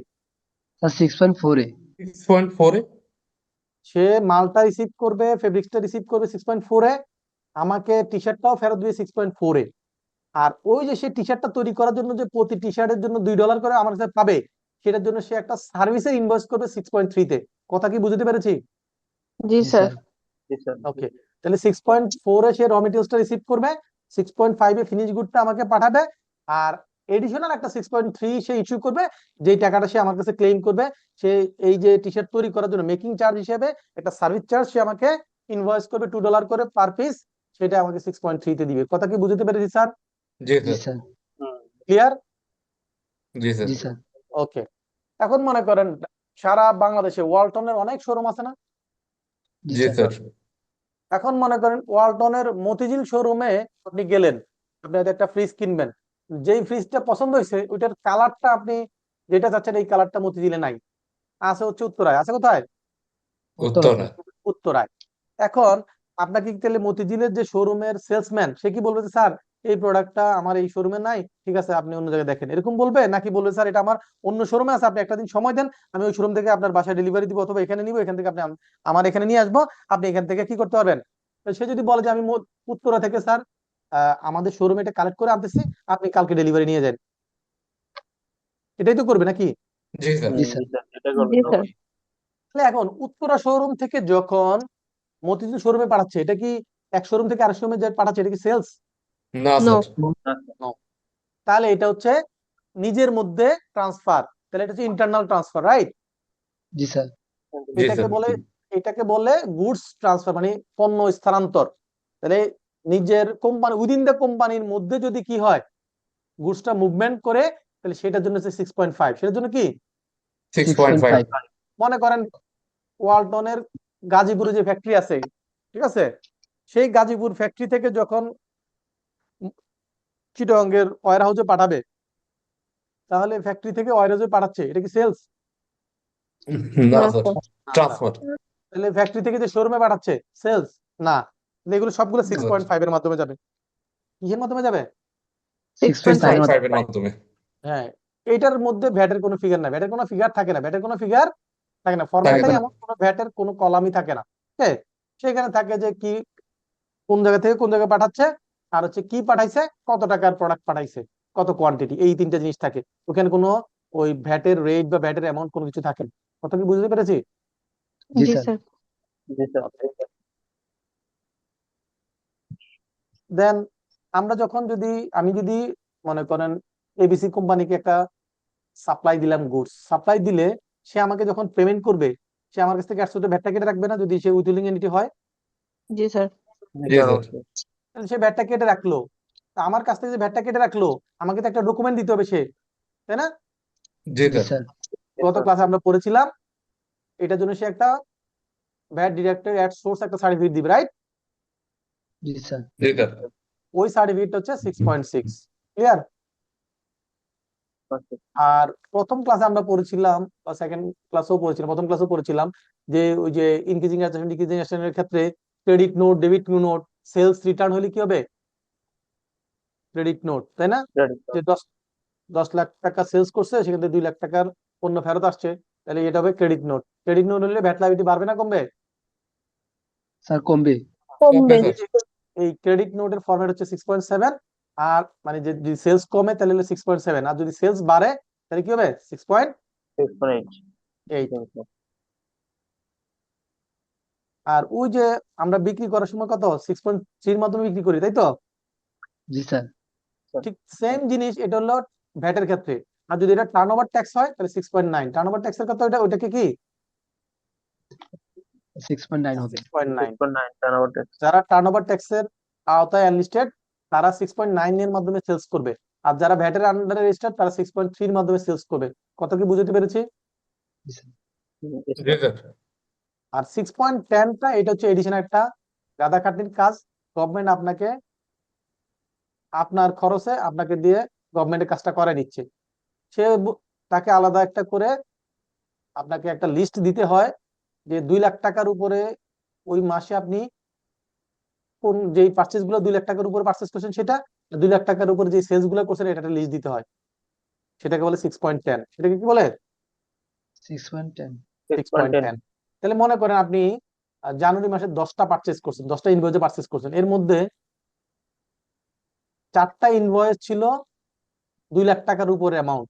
তাহলে সে ওই ওই 4টা ইনভয়েসের অ্যামাউন্ট গুলা, ওই পার্টির নাম, কার কাছ থেকে কিনছেন, এগুলা ডিটেলস দিয়ে আপনাকে এই ফরম্যাটটা ফিল আপ করতে হবে। আবার সেলস সেরকম 2 লাখ টাকার উপর সেলস করছেন, এমন সেলস গুলার একটা লিস্ট দিতে হবে। তাহলে দেখেন যার হাজার হাজার সেলস, হাজার হাজার ইনভয়েস, একদিনে 100 200 300 400 ইনভয়েস, তার ক্ষেত্রে এরকম 2 লাখ টাকার উপরে এরকম বাইর করে আবার এটা 6.10 তৈরি করে দেওয়াটা, যদি সে ম্যানুয়াল অ্যাকাউন্টস মেনটেন করে, তার জন্য কঠিন না স্যার? জি স্যার জি স্যার যদি তার ভ্যাটের সফটওয়্যার না থাকে তার জন্য লাইফ শেষ, নাকি?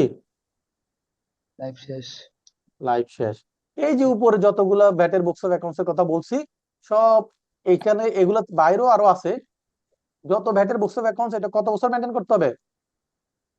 Sir 5 years 5 years 5 years preserve করতে হবে, রাইট? জি স্যার এখানে আরেকটা এক্সেপশন আছে, সেটা হলো যদি কোনো মামলা, ভ্যাটের কোনো কেস কি হয়, পেন্ডিং থাকে, ভ্যাটের কোনো কেস যদি pending থাকে পেন্ডিং থাকে, তাহলে সেক্ষেত্রে যতদিন পর্যন্ত না ওই কেসটা সলভ হচ্ছে ততদিন পর্যন্ত এটাকে ওইটা রিলেটেড ডকুমেন্ট গুলো আপনাকে মেনটেন করতে হবে। ক্লিয়ার? জি yes স্যার sir নর্মালি হইলো 5 ইয়ার্স। আর যদি কোনো কোনো মামলা চলমান থাকে, যতদিন পর্যন্ত ওই মামলাটা কি হচ্ছে না হচ্ছে সেটেল শেষ হচ্ছে, হচ্ছে। ততদিন পর্যন্ত ওই মামলা রিলেটেড সকল ডকুমেন্ট আপনাকে মেনটেন করতে হবে, 10 বছর 20 বছর 50 বছর 100 বছর লাগুক। ঠিক আছে? জি স্যার তাহলে এই যে এগুলো রিলেটেড কোশ্চেন পরীক্ষা আসলে আনসার করার মতো, এগুলো কি মুখস্থ করতে হবে নাকি এগুলো কোশ্চেন দেখলেই বুঝে আনসার করা যাবে? স্যার বুঝে অ্যান্সার করতে হবে মুখস্থ করার কোনো দরকার আছে? না না স্যার স্যার ওকে, তাহলে ক্রেডিট নোট হচ্ছে 6.7, ডেবিট নোট হচ্ছে কি 6.8।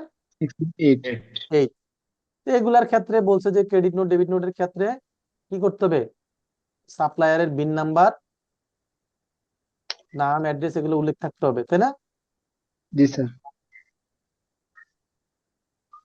এবং 5,000 টাকার উপরে যদি সাপ্লাই হয় তাহলে সেই ক্ষেত্রে কাস্টমারের নাম ঠিকানা বিন নাম্বার উল্লেখ করতে হবে। ক্লিয়ার? জি স্যার জি স্যার। তাহলে কাস্টমারের নাম কখন উল্লেখ করা ম্যান্ডেটরি করছে? 5,000 টাকার 5,000 উপর সাপ্লাই হলে। কিসের supply? Effect of payable VAT.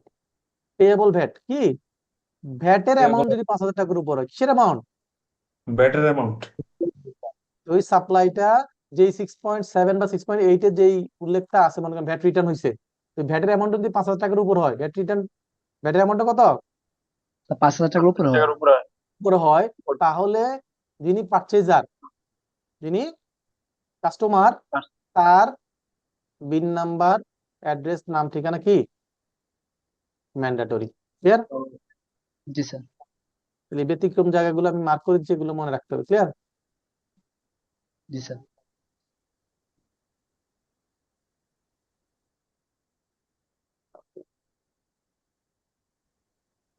Books of account, এই পারচেজ বুক, এটা অলরেডি ডিসকাশন হয়েছে, রাইট?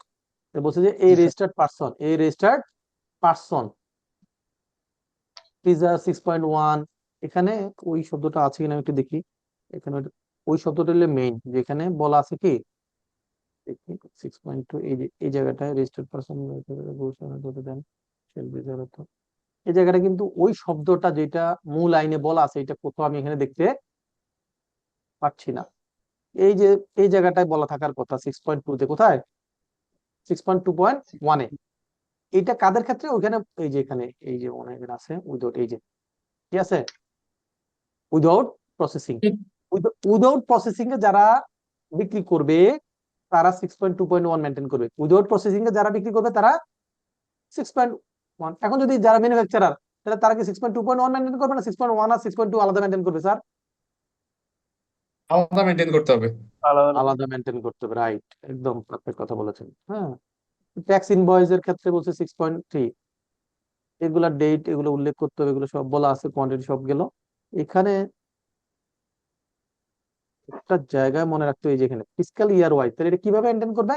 এই যে ট্যাক্স ইনভয়েসের সিরিয়াল নাম্বারটা প্রত্যেক বছরের জুলাইয়ের 1 তারিখ থেকে সিরিয়াল নাম্বার নতুন করে শুরু হবে, পরের বছরের জুন পর্যন্ত সিরিয়াল নাম্বার চলবে, আবার পরের বছরের জুলাইয়ের 1 তারিখ থেকে নতুন করে সিরিয়াল নাম্বার হবে। তার মানে জুলাই টু জুন এইভাবে ট্যাক্স ইনভয়েসের সিরিয়াল নাম্বারটা মেনটেন করতে হবে।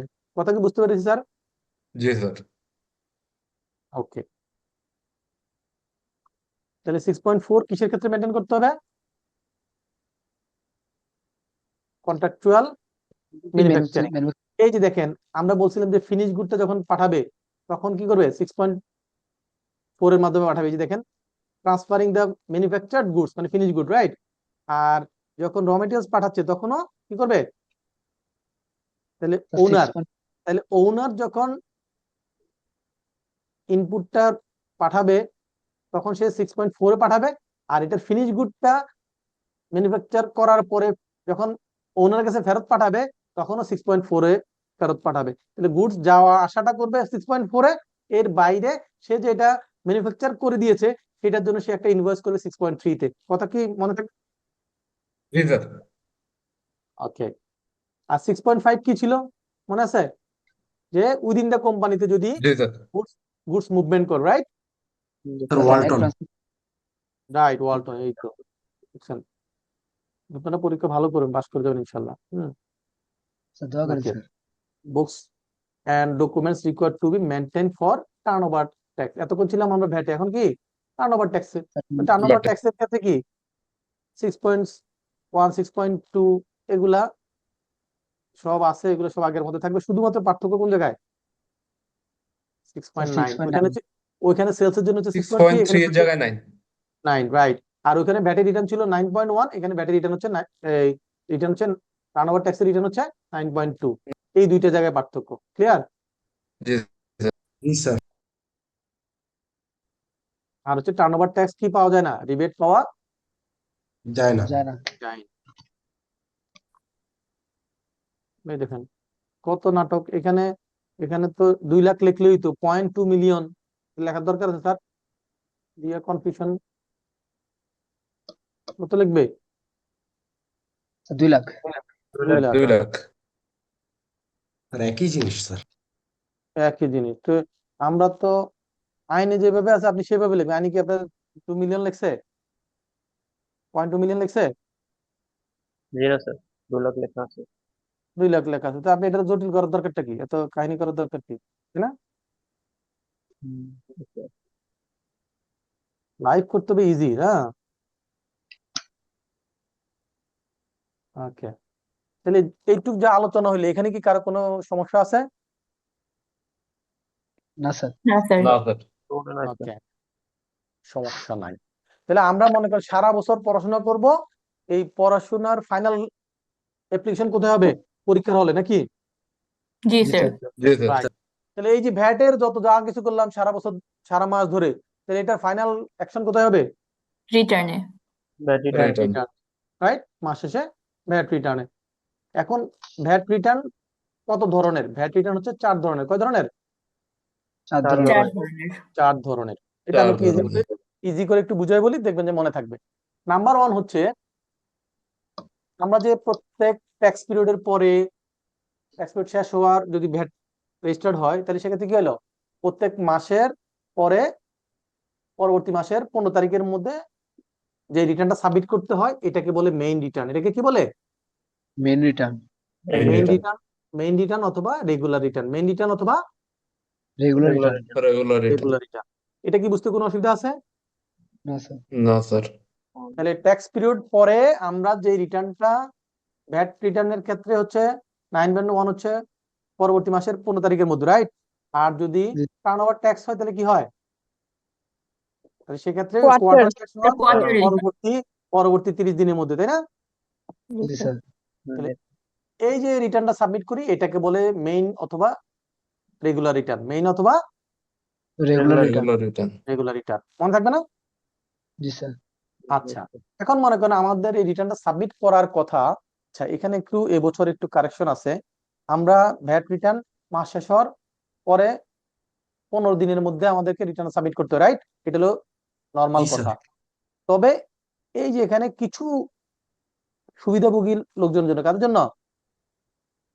সুবিধাভোগী লোকজনের জন্য, যেমন public, government, semi government, autonomous, bank, insurance এবং person or institution filing zero return. এইদের ক্ষেত্রে হচ্ছে 20 তারিখ পর্যন্ত। এদের ক্ষেত্রে কত তারিখ পর্যন্ত?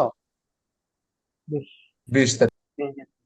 তাহলে নরমালি হচ্ছে 15 তারিখ পর্যন্ত। আর এই যে কালার করে দিলাম, এদের ক্ষেত্রে 20 তারিখ পর্যন্ত। তাহলে পরীক্ষা আসলে আনসার করা যাবে। জি স্যার। জি স্যার। ওকে। আর যদি কোনো কারণে 15 তারিখ বা ওই যে 20 তারিখটা গভর্নমেন্ট হলিডে পড়ে, কি করে? গভর্নমেন্ট হলিডে পরে গভর্নমেন্ট হলিডে। তাহলে পরবর্তী ওয়ার্কিং ডে, তাহলে কি হবে? পরবর্তী স্টার্টিং। পরবর্তী ওয়ার্কিং ডেতে। দেখা গেলো 15 তারিখ শুক্রবার পড়ছে, তাহলে পরবর্তী ওয়ার্কিং ডে কত হবে? স্যার 16 16 তারিখ। তারিখ। 16 তারিখ তো শনিবার, 17 তারিখ হবে। কি হবে? 17 তারিখ হবে। 17 তারিখ হবে। ক্লিয়ার? জি স্যার। আচ্ছা, এই যে ভ্যাট রিটার্ন সাবমিট করার ডেটটা 15 তারিখ বা 20 তারিখ যেটা হোক, এইটা চেঞ্জ করার, এটা কি পরিবর্তন হতে পারে? পারে। কখন পারে? এই যে এটা পড়তে হবে আপনাকে। এটা হচ্ছে যে, যেমন আমরা 2020 সালে কি ছিল? করোনা ছিল না? করোনা। জি জি স্যার। জি স্যার। যে epidemic, pandemic, act of gods বা দেশে যুদ্ধ লেগে গেছে, অথবা পাবলিক ইন্টারেস্টে যদি গভর্নমেন্ট মনে করে, তাহলে সেই ক্ষেত্রে টাইম কি করতে পারে? স্যার বাড়াইতে পারে। বাড়াতে পারে। এখন মনে করেন দেখা গেল যে ঈদের মাস পড়ে গেছে, হ্যাঁ, এখন এই জাস্ট ঈদের ছুটি থেকে আসার পরই ভ্যাট রিটার্নের টাইম, তাহলে গভর্নমেন্ট পাবলিক ইন্টারেস্টে কি করতে পারে? টাইমটাকে বাড়াইতে পারে। বাড়াতে। তাহলে এখানে কিছু সুযোগ রেখে দিয়েছে আইনের মধ্যে, রাইট? জি স্যার। তাহলে আমরা রেগুলার রিটার্নটা 15 তারিখ অথবা 20 তারিখ, অল্প কয়েকজনের জন্য হচ্ছে 20 তারিখ, বাকি সবার জন্য 15 তারিখ, তাই না? এখন এই যে 15 তারিখ বা 20 তারিখ, এই তারিখের মধ্যে যদি আমি রিটার্নটা সাবমিট করতে না পারি, তাহলে কি আমার আর সাবমিট না করলেও চলবে এরকম ব্যাপারটা, নাকি করতে হবে? করতে হবে। স্যার করতে হবে করতে স্যার, হবে। পেনাল্টি। কিন্তু করতে হবে, তাহলে আমি যদি করতে যাই, তাহলে সেই ক্ষেত্রে কি হবে? আমার তো ওই রিটার্ন সাবমিট করার জন্য সেক্ষেত্রে দেখা যায় যে আমি রিটার্ন সাবমিট করতে গেলেই সেখানে অলরেডি পেনাল্টি অ্যাড হয়ে যাবে। কি হয়ে যাবে? পেনাল্টি অ্যাড হয়ে যাবে। পেনাল্টিটা আগে ছিল কত টাকা? শুরুর দিকে 10,000 ছিল, এরপরে 5,000, এখন কত টাকা? কত 3000 না 2000? স্যার 2000 না? 3000 এই যে এখানে আছে দেখাচ্ছে, এই যে 2000 টাকা। কত? স্যার 2000 টাকা। 2000 কত? টাকা। 2000 টাকা। এই যে 2000 টাকা আছে না? আছে হুম, 2000 জি টাকা। স্যার। ওকে,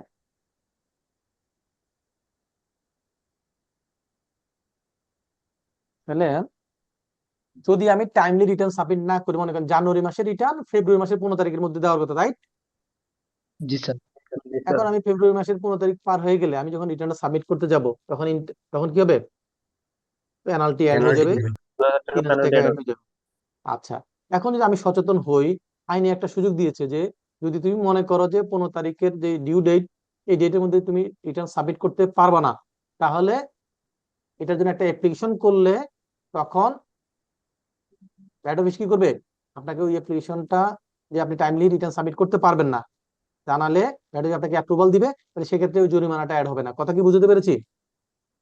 জি স্যার। এই যে আপনি 15 তারিখের মধ্যে রিটার্ন সাবমিট করতে পারবেন না, সেটা আপনাকে কি করতে হবে? ওই যেই যেই মাসে রিটার্ন আপনি সাবমিট করছেন, সেই মাস শেষ হওয়ার 7 দিনের মধ্যে, কি তার মানে 7 জানুয়ারি দিনের মধ্যে। জানুয়ারি রিটার্ন ফেব্রুয়ারি 7 তারিখের মধ্যে যদি অ্যাপ্লিকেশন করে জানান যে আমি এটা 15 তারিখের মধ্যে দিতে পারবো না, তাহলে আপনাকে এটা যদি কি করে অ্যাপ্রুভাল দেয়, তাহলে সেক্ষেত্রে ওই জরিমানাটা অ্যাড হবে না। কথা কি বুঝতে পেরেছি? জি স্যার। Yes, sir. আর এই যে অ্যাপ্লিকেশনটা আপনি করবেন, সেই অ্যাপ্লিকেশনের ফরম্যাট হচ্ছে মূসক 9.3। কোন ফর্মের মাধ্যমে অ্যাপ্লিকেশন করতে হবে? 9.3 হ্যাঁ, 9.3 এর মাধ্যমে অ্যাপ্লিকেশন করলে ভ্যাট অফিস কি করবে? আপনার অ্যাপ্লিকেশনটা পাওয়ার পরে 7 ডেজ এর মধ্যে তারা এটা অ্যাকসেপ্ট করলে অ্যাকসেপ্ট করবে, রিজেক্ট করলে রিজেক্ট করবে। কতদিনের মধ্যে করবে? 7 দিনের মধ্যে। 7 দিনের 7 মধ্যে। দিনের মধ্যে করবে। তো তারা যদি এটা দিয়ে দেয়, অ্যাকসেপ্ট করে দেয়, তাহলে আপনি দেখবেন যে আপনি যখন রিটার্ন সাবমিট করতে যাবেন, সেখানে আর পেনাল্টিটা আসতেছে না। ক্লিয়ার? জি স্যার। আর যদি এটা তারা রিজেক্ট করে বা আপনি অ্যাপ্লিকেশন না করেন, তাহলে রিটার্ন সাবমিট করতে গেলে 3000 টাকা জরিমানা, সরি 2000 টাকা জরিমানা যোগ হয়ে যাবে। জি। ঠিক আছে? এবং জরিমানাটা কোথায় বলা আছে? পেনাল্টিটা সেকশন বলা আছে 85 সেকশন 85 এ। আর 85 কিছু জরিমানা আছে সেকশন 127 এ। কোথায় আছে? 127 127 হচ্ছে ইন্টারেস্ট। আপনি দেরিতে রিটার্ন সাবমিট করলেন, যে কয়দিন দেরিতে রিটার্ন সাবমিট করলেন সেটার জন্য ইন্টারেস্ট হবে। কি হবে? ইন্টারেস্ট। Interest. ইন্টারেস্টটা কত হবে সেটা, ইন্টারেস্টের কথা বলা আছে সেকশন 127 এ। আর মোটামুটি এই ফিনান্সিয়াল জরিমানা যেগুলো আছে সেগুলো কোথায় বলা আছে? সেকশন 85 85 যতগুলা যতগুলা নন কমপ্লায়েন্স বা ইরেগুলারিটিস আছে সেগুলো হচ্ছে সেকশন 85 এ। আর এছাড়া যদি আপনার কি হয়, অফেন্স হয়, অপরাধ, ইরেগুলারিটিস নন কমপ্লায়েন্স আর অপরাধ এক কথা না। নন কমপ্লায়েন্স আর এগুলি যদি আপনি টাইমলি করতে পারেন না, কিন্তু অপরাধ মানে কি? আপনি এখানে ফ্রড করছেন, আপনি ট্যাক্স ফাঁকি দিচ্ছেন, ভ্যাট ফাঁকি দিচ্ছেন, এইগুলো হচ্ছে অপরাধ। এগুলো কি অপরাধ? অপরাধ। অফেন্স হইলে সেটার পানিশমেন্টের ক্ষেত্রে ফিনান্সিয়ালের পাশাপাশি জেলও থাকবে। কি থাকবে? জেল থাকবে। জেলও থাকবে। তাহলে অফেন্সের ক্ষেত্রে জরিমানা প্লাস জেল থাকে, আর ইরেগুলারিটিস বা নন কমপ্লায়েন্সের ক্ষেত্রে শুধুমাত্র ফিনান্সিয়াল জরিমানা, সেটা কোথায় থাকবে? সেকশন 85 এ। Clear sir? স্যার। জি স্যার।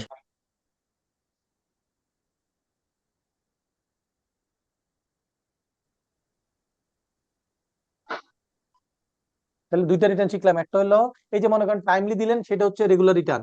টাইম পার হওয়ার পর যেটা দিলেন সেটা হচ্ছে কি? Delay return. দেরি করে দিচ্ছেন না, লেট জি রিটার্ন। স্যার। সেটাকে বলে ডিলে রিটার্ন। সেটাকে কি বলে? Delay return. Delay return. Delay return. তাহলে রেগুলার রিটার্ন বা মেইন রিটার্ন, আর হচ্ছে ডিলে রিটার্ন। Delay তাহলে return. Original return, main return, regular return একই কথা। আর যদি দেরি করে দেই সেটা হচ্ছে ডিলে ডিলে রিটার্ন। রিটার্ন। তাহলে দুইটা গেল, আরো কয়টা বাকি আছে? 4টা বলছিলাম না? জি জি স্যার। স্যার। 3 নাম্বারটা হলো আপনি অরিজিনাল রিটার্ন অথবা ডিলে রিটার্ন, যাই হোক, রিটার্ন সাবমিট করছেন। কি করছেন? রিটার্ন সাবমিট করছেন। সাবমিট করার পরে আপনার কাছে মনে হইলো, ও আমি তো রিটার্নে একটা জিনিস ভুল করছি, আমি তো ওই একটা সেলস বাদ করছে, অথবা ওই ইনক্রিজিং অ্যাডজাস্টমেন্ট বাদ করছে, অথবা ওই ডিক্রিজিং অ্যাডজাস্টমেন্ট বাদ করছে। তাহলে তখন আপনি কি করবেন? এটা অ্যামেন্ডমেন্ট করা লাগবে না? সংশোধন করা লাগবে না? জি স্যার। তাহলে সেই ক্ষেত্রে আপনি কি করবেন, তখন ওই যে রিটার্ন সাবমিট করছিলেন সেটাকে অ্যামেন্ডমেন্ট করার জন্য আবেদন করবেন। অ্যামেন্ডমেন্ট করার জন্য কি করবেন, আবেদন application করবো। করতে সেই আবেদন ফর্ম কি 9.4 9.4 করলে যদি আপনার এই অ্যামেন্ডমেন্টের আবেদনটাকে তারা কি করে অ্যাকসেপ্ট করে, করে তাহলে আপনি ওই মনে করেন যে রিটার্নটা সাবমিট করছিলেন, মনে করেন আজকে কোন মাস এখন চলতেছে, জানুয়ারি, সে আপনি 2025 সালের জুন মাসে রিটার্ন সাবমিট করছিলেন জুলাইতে, হ্যাঁ, আজকে আইসা আপনি বুঝতে পারছেন যে জুন মাসের রিটার্নটাতে আপনি ভুল করছিলেন, ঠিক আছে? তাহলে আপনি কি করবেন, এখন অনলাইনে 9.4 ফিল আপ করে অ্যাপ্লিকেশন করবেন যে আমি 2025 সালের জুন মাসের রিটার্নটা কি করতে চাই, amend সংশোধন করতে চাই। amendment করেন, যে সংশোধন করতে চাই। ক্লিয়ার? এই সংশোধন করতে চাই এটা করলে তখন ব্যাট অফিস আপনাকে এটা যদি অ্যাপ্রুভাল দেয়, দিলে তখন দেখবেন যে আপনার ব্যাট সফটওয়্যারে ব্যাটের যে আপনি ব্যাটের যে আপনার অনলাইন অ্যাক্সেস, সেখানে দেখবেন যে ওই জুন মাসের যে রিটার্নটা সেটা আপনার ওপেন করলে দেখবেন যে ডান পাশে অ্যামেন্ড শব্দ দেখায়, কি দেখায়? এমএন। নর্মালি আমরা কোনো রিটার্ন সাবমিট করলে এইটা আর এডিট করা যায় বা কোনো কারেকশন করা যায় না, কারণ এটা অলরেডি সাবমিটেড, রাইট? যখন আপনি জি স্যার। অ্যামেন্ড করার জন্য অ্যাপ্লিকেশন করবেন, তারা যদি এটাকে অ্যাকসেপ্ট করে, তাহলে ওই রিটার্নটা আপনার জন্য কি হয়ে যাবে, অ্যাক্সেসেবল হয়ে যাবে, সেটাতে আপনি ঢুকে কাজ করতে পারবেন। তখন ওই উপরে ডান পাশে একটা অ্যামেন্ড শব্দ থাকে, সেটাকে ক্লিক করলে আপনি ভিতরে গিয়ে অ্যামেন্ডমেন্ট করতে পারেন। এছাড়া নর্মালি রিটার্ন সাবমিট একবার হয়ে গেলে সেখানে আপনার আর অ্যাক্সেস করা বা অ্যামেন্ড করার কোনো সুযোগ থাকে না। না। না। তাহলে সুযোগটা কখন হয়, ওই যে 9.4 এর মাধ্যমে অ্যাপ্লাই করলে তারা যদি কি করে অ্যাপ্রুভাল দেয়, অ্যাকসেপ্ট করে, তাহলে সেই ক্ষেত্রে ওই রিটার্নটা তখন উপরে গেলে ওই রিটার্নতে ক্লিক করলে ওপেন করলে দেখা যায় যে ডান সাইডে অ্যামেন্ড শব্দটা দেখাবে, নরমালি অ্যামেন্ড শব্দ দেখাবে না। ক্লিয়ার? জি স্যার। তাহলে অ্যামেন্ডে ক্লিক করে ভিতরে ঢুকে যেসব কারেকশন গুলো করার সেগুলো আপনি করবেন, এবং কোন কারণ কি কারণে আপনি কারেকশন করলেন সেটার ন্যারেশনটা ওইখানে একটা রিমার্কসের ঘর থাকে, সেখানে লিখে দিবেন, এবং ওইটা রিলেটেড সাপোর্টিংটা কি করবেন, অ্যাটাচমেন্ট দিয়ে দিবেন। কথা কি বুঝতে পেরেছি? জি স্যার। Yes, sir. জি স্যার। এখন পরীক্ষায় আসতে পারে যে কোন কোন ক্ষেত্রে অ্যামেন্ডমেন্ট করা যাবে, কোন কোন ক্ষেত্রে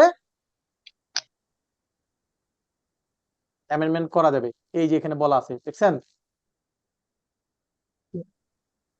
এইসব ক্ষেত্রে অ্যামেন্ডমেন্ট করা যাবে, তবে কোনটার ক্ষেত্রে করা যাবে না, কোন ধরনের ফরজারি হইলে, ফ্রড হইলে, ফরজারি হইলে সেগুলোর ক্ষেত্রে কি করা যাবে না, অ্যামেন্ডমেন্ট করা যাবে না। অ্যামেন্ডমেন্ট করা যাবে না। এখন কোশ্চেন হইলো, অ্যামেন্ডমেন্ট যে করতে পারবো, এটা কি আমি আজীবন যে কোনো সময় মন চাইলেই আমি 10 বছর আগের রিটার্ন অ্যামেন্ডমেন্ট করতে পারবো, নাকি কোনো টাইম লিমিট আছে, রাইট? জি স্যার। এইটা জানা দরকার। সেখানে বলছে যে 4 ইয়ার্স, কি আমি পিছনের 4 বছর পর্যন্ত কি করতে পারবো, অ্যামেন্ডমেন্ট করতে পারবো। তাহলে আজকের ডেট থেকে পিছনে 4 বছর পর্যন্ত রিটার্নের সময়ের 4 বছর পার হয়ে গেলে সেই রিটার্ন আর কি করা যাবে না, অ্যামেন্ডমেন্ট করা যাবে না। অ্যামেন্ডমেন্ট করার জন্য অ্যাপ্লিকেশন করা যাবে না। ক্লিয়ার? জি স্যার। আরেকটা হলো যদি ফরজারির কারণে হয়, সেটা করা যাবে না। আরেকটা হলো আপনি দেখলেন যে আপনি ভ্যাট ফাঁকি দিছিলেন, এখন আপনার কাছে ভ্যাট অফিস থেকে চিঠি দিছে যে 2 বছর আগের ডকুমেন্ট নিয়ে দেখা করার জন্য, আপনি বুঝছেন যে ধরা খেয়ে গেছেন, তারপর আপনি কি করলেন, বুদ্ধি করে ধরা খাওয়ার আগে ভ্যাট রিটার্নে যায় চেঞ্জ করার জন্য অ্যাপ্লিকেশন করলেন, সেটা হবে না। তার মানে ভ্যাট অফিস থেকে আপনাকে যদি কমিউনিকেট করে কোনো এরর ভ্যাট অফিস ডিসকভার করে, তাহলে সেই ক্ষেত্রে আপনি আর অ্যামেন্ডমেন্টের জন্য অ্যাপ্লিকেশন করতে পারবেন না। কথা কি বুঝতে পারছি স্যার? জি স্যার। তাহলে ভ্যাট অফিস যদি আপনাকে কোনো অডিট বা ইনকোয়ারি স্টার্ট করে দেয়, এরপরে আপনি আর কি করতে পারবেন না, অ্যামেন্ডমেন্টের অ্যাপ্লিকেশন করতে পারবেন না। তাহলে 4 বছর পিছনে যাওয়া যাবে না। আর ভ্যাট অফিস থেকে কোনো অডিট বা ইনকোয়ারি শুরু করে দিলে বা কোনো এরর যদি তারা ডিসকভার করে, তাহলে সেটার ক্ষেত্রে আপনি আর অ্যামেন্ডমেন্ট অ্যাপ্লিকেশন করতে, আপনার ভ্যাট অফিস বুঝার আগে যদি আপনি নিজে করেন, তাহলে সেটা অ্যাপ্লাই করতে পারবেন। কিন্তু ভ্যাট অফিস থেকে যদি কোনো কমিউনিকেশন হয়ে যায়, তাহলে এরপরে আপনি কি করতে পারবেন না, অ্যামেন্ডমেন্ট অ্যাপ্লিকেশন করতে পারবো না। কথা কি বুঝতে পেরেছি? জি স্যার। এখন দেখা গেলো যে 4 ইয়ার্স পার হয় নাই, কিন্তু 2 বছর মাত্র এর মধ্যে ভ্যাট অফিস থেকে আপনাকে চিঠি দিচ্ছে, তাহলে কি আমি যেহেতু 4 বছরের মধ্যে আছে, তাহলে কি চিঠি দেওয়ার পরও আমি কি অ্যামেন্ডমেন্টের জন্য অ্যাপ্লিকেশন করতে পারবো? না স্যার। না স্যার। মনে থাকবে স্যার? জি স্যার। ওকে। তাহলে অ্যামেন্ডমেন্ট কত সময় পর্যন্ত করা যায়, কখন করা যাবে না, কোন কোনগুলোর ক্ষেত্রে করা যাবে, কোনটার ক্ষেত্রে করা যাবে না, পরীক্ষা আসলে আনসার করা যাবে। জি স্যার। স্যার অ্যামেন্ডমেন্ট করে ডিক্রিজিং অ্যাডজাস্টমেন্ট তো নেওয়া যাবে। আপনি ডিক্রিজিং অ্যাডজাস্টমেন্ট নেন যেগুলোর ক্ষেত্রে, সেক্ষেত্রে তারা ওইটা যাচাই করে পারমিশন আপনি দিলেই তো শেষ না। দিলেন, দেওয়ার পরে কি আপনি রিটার্ন সাবমিট করে দিলে তো আর এটা অ্যাকসেপ্টেড না। কি the board will determine to allow any decreasing adjustment which is arise due to the amendments. No monetary penalty will be charged. মনে করেন আপনি নরমালি কি হয়, আপনি যদি দেরিতে ইয়ে করেন এখানে পেনাল্টি হবে না। যদি ভ্যাট অফিস তাকে কি করে ধরে যে আপনি ভ্যাট গ্যাপ করছেন, তাহলে সেক্ষেত্রে কিন্তু পেনাল্টি হয়। কিন্তু আপনি নিজে থেকে যদি রিটার্ন অ্যামেন্ডমেন্ট করেন তাহলে সেক্ষেত্রে কোনো পেনাল্টি হবে না। কথা কি বুঝতে পেরেছি? জি স্যার। আর ওই যে আপনি পেনাল্টিটা হইলো না, কিন্তু আপনি 2 বছর আগে যে ভ্যাটটা দেওয়ার কথা, মনে করেন 2 বছর আগে 10 লাখ টাকা ভ্যাট দেওয়ার কথা, আপনি সেখানে দিয়েছেন 5 লাখ, তাহলে কয় লাখ টাকা কম দিচ্ছেন? 5 লাখ। তাহলে অ্যামেন্ডমেন্ট করে 5 লাখ অ্যাড হইলো। তাহলে এই 2 বছর আগে দেওয়ার কথা সেটা এখন দিচ্ছেন, তাহলে এই 2 বছরের ইন্টারেস্ট আপনাকে দিতে হবে। কি করতে হবে? 2 বছরের ইন্টারেস্ট দিতে হবে। এইটা হলো কথা। তবে এই ক্ষেত্রে ইন্টারেস্ট এই যে এটা কি অ্যাপ্লিকেবল পেইড ট্যাক্স লেস, এই যে দেখছেন এখানে কত আছে সেকশন, অনেক ইন্টারেস্ট ক্যালকুলেট করতে হবে, আছে না? জি স্যার। এই যে তাহলে আপনার জরিমানাটা পেনাল্টি হবে না, কিন্তু আপনার ইন্টারেস্ট পে করতে হবে। কি করতে হবে? ইন্টারেস্ট পে করতে হবে। ইন্টারেস্ট পে করতে হবে। তাহলে আমরা কয় ধরনের রিটার্ন পাইলাম? স্যার 3 ধরনের। এটা হয়েছে স্যার। তাহলে একটা হলো মেইন রিটার্ন, আরেকটা হলো ডিলে রিটার্ন, আর এখন পড়লাম amendment. Amendment return, right? Return 3টা গেল। 4 নাম্বারটা কি তাহলে, তাই না? জি স্যার। 4 নাম্বারটা হইলো এই যে 3টা পড়লাম, এই 3টা কে রিটার্ন সাবমিট করছে? আমি করছি না ভ্যাট অফিস দিছে? তিনোটাই আমি নিজে থেকেই উদ্যোগ নিয়ে দিছি, রাইট? জি স্যার, জি নিজে স্যার। থেকেই মেইন রিটার্ন আমি দিয়েছি, ডিলের জন্য আমি উদ্যোগ নিয়ে দিয়েছি, অ্যামেন্ডমেন্টের জন্য আমি উদ্যোগ নিয়ে দিয়েছি। 4 নাম্বারটা হচ্ছে ভ্যাট অফিস আপনাকে চিঠি দিবে, তোমার অমুক মাসে রিটার্ন সাবমিট করো নাই, অথবা অমুক মাসে রিটার্নের এটা আংশিক ছিল, ওইখানে এই শর্টফল আছে, এখানে এই প্রবলেম আছে। ভ্যাট অফিস থেকে যদি এরকম কোনো তাকে কমিউনিকেশন করে, এটা হচ্ছে 4 নাম্বার রিটার্ন। Clear sir? জি স্যার। এটা হচ্ছে অল্টারনেটিভ রিটার্ন, এডিশনাল রিটার্ন অথবা কমপ্লিট রিটার্ন, এরকম যদি হয় সেগুলো কে কমিউনিকেট করবে, কে ইনিশিয়েটিভ নিবে? VAT office. আর প্রথম 3টা কে ইনিশিয়েটিভ নিবে? স্যার আমরা নিচে। Tax payer. Tax payer. মনে থাকবে স্যার? জি স্যার। ওকে।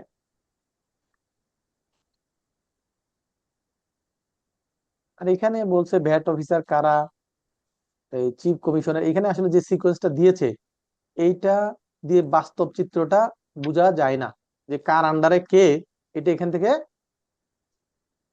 বোঝা যায় না। নর্মাল সিনারিও যেটা, এনবিআর আন্ডারে বোর্ড থাকে, কি থাকে? এনবিআর এর বোর্ড থাকে। তাহলে রাজস্বতে কি থাকে? ন্যাশনাল বোর্ড অফ রেভিনিউতে একটা বোর্ড থাকে, বোর্ডে মেম্বার থাকে, সদস্য। এই তারপরে হইলো বিভিন্ন কমিশনার থাকে, কি থাকে? বিভিন্ন কমিশনার থাকবে। বিভিন্ন বিভিন্ন ডিজি থাকে। এই যে ডিজি গুলো এখানে এখানে এই হায়ারার্কিটা এখান থেকে আসলে বোঝা যায় না। আর কমিশনার লেভেলে টোটাল যে কমিশনারেট আছে, এই কমিশনারেটের বাইরে থাকে আমাদের ভ্যাট আপিল থাকে, ভ্যাট ট্রাইব্যুনাল থাকে। কি থাকে? কমিশনার থাকে, কমিশনারেট অফিস থাকে, ভ্যাট আপিল থাকে, ভ্যাটের ট্রাইব্যুনাল থাকে। আপিল হচ্ছে আলহামদুলিল্লাহ, ভালো আছেন? সিআর, ওনাকে একটু বের করে দেন। Okay sir.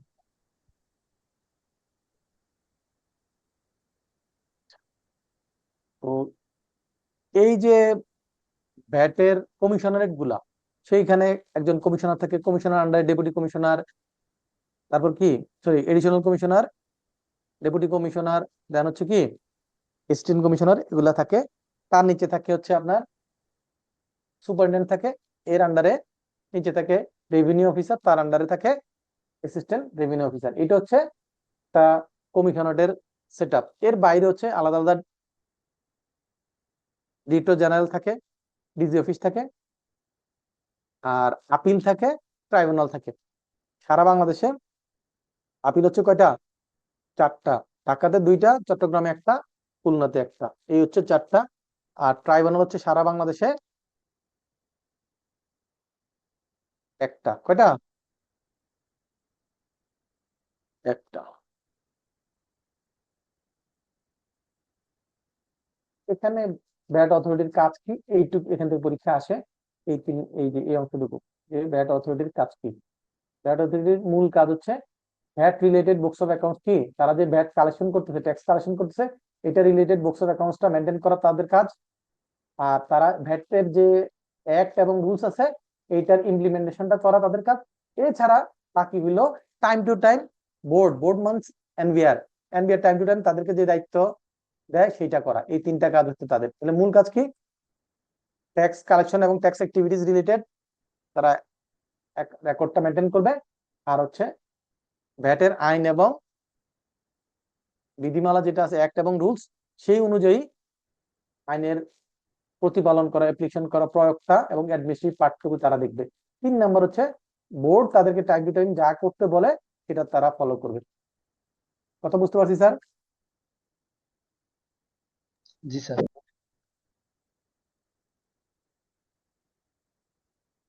এই যে এখন যে পার্টটা আমরা দেখবো এটা পরীক্ষার জন্য ইম্পর্টেন্ট। এটা হচ্ছে কনসিকুয়েন্স অফ নন কমপ্লায়েন্স। আপনি যদি নন কমপ্লায়েন্স করেন, ইরেগুলারিটি করেন, নিয়ম না মানেন, তাহলে হচ্ছে জরিমানা হবে। কি হবে? জরিমানা হবে। জরিমানা হবে। এখানে তো অনেকগুলো জরিমানা, তো এরকম এতগুলো জরিমানা এইভাবে কি মনে রাখা সহজ না কঠিন স্যার? কঠিন স্যার। কঠিন। কঠিন। তো এটাকে যদি আমরা 4টা মেজর ভাগে ভাগ করি তাহলে এটা মনে রাখা সহজ। ঠিক আছে? নর্মালি যদি এমন হয় যে কোনো নন কমপ্লায়েন্সের কারণে ভ্যাটের ফাঁকি হয় নাই, ভ্যাটের অ্যামাউন্টের কোনো সম্পর্ক নাই, কি নাই, এটার অ্যামাউন্টের সম্পর্ক নেই, জাস্ট 15 তারিখের মধ্যে দেওয়ার কথা না দিয়ে 16 তারিখ দিছে, 20 তারিখ দিছে, তাহলে এটা কি কোনো অ্যামাউন্টের সম্পর্ক হয়েছে স্যার? ভ্যাটের অ্যামাউন্ট না না স্যার। স্যার। হয় নাই। এরকম যদি হয় কোনো ইরেগুলারিটিস বা কোনো নন কমপ্লায়েন্স যেগুলোর সাথে ভ্যাটের অ্যামাউন্টের কোনো সম্পর্ক নাই, সেগুলোর ক্ষেত্রে নর্মালি 10,000 টাকা। নর্মালি কত? 10,000 টাকা। এটা কি মনে রাখা সহজ না কঠিন? সহজ। তাহলে এইভাবে শিখলে আপনার 8-10টা এখানে পার হয়ে চলে গেল, রাইট? আর ব্যতিক্রম হচ্ছে ভ্যাট রিটার্ন টাইমলি না দিলে এটা 2,000, তাহলে 2টা চলে গেল। স্যার স্যার এটা বইতে আমাদের বইতে 5,000 টাকা লিখছে। এটা আগের বাবা। এটা এবছর চেঞ্জ হয়ে কত হয়েছে? 2,000 টাকা। Thank you. তো এটা আগে ছিল 10,000, পরে হয়েছে 5,000, এখন কত? 2,000 টাকা। ওকে। তাহলে আমরা বুঝলাম যে যদি ভ্যাটের অ্যামাউন্টের ফাঁকি না হয় নর্মালি হচ্ছে 10,000 টাকা। কি 10,000 টাকা? আর 10,000 টাকা।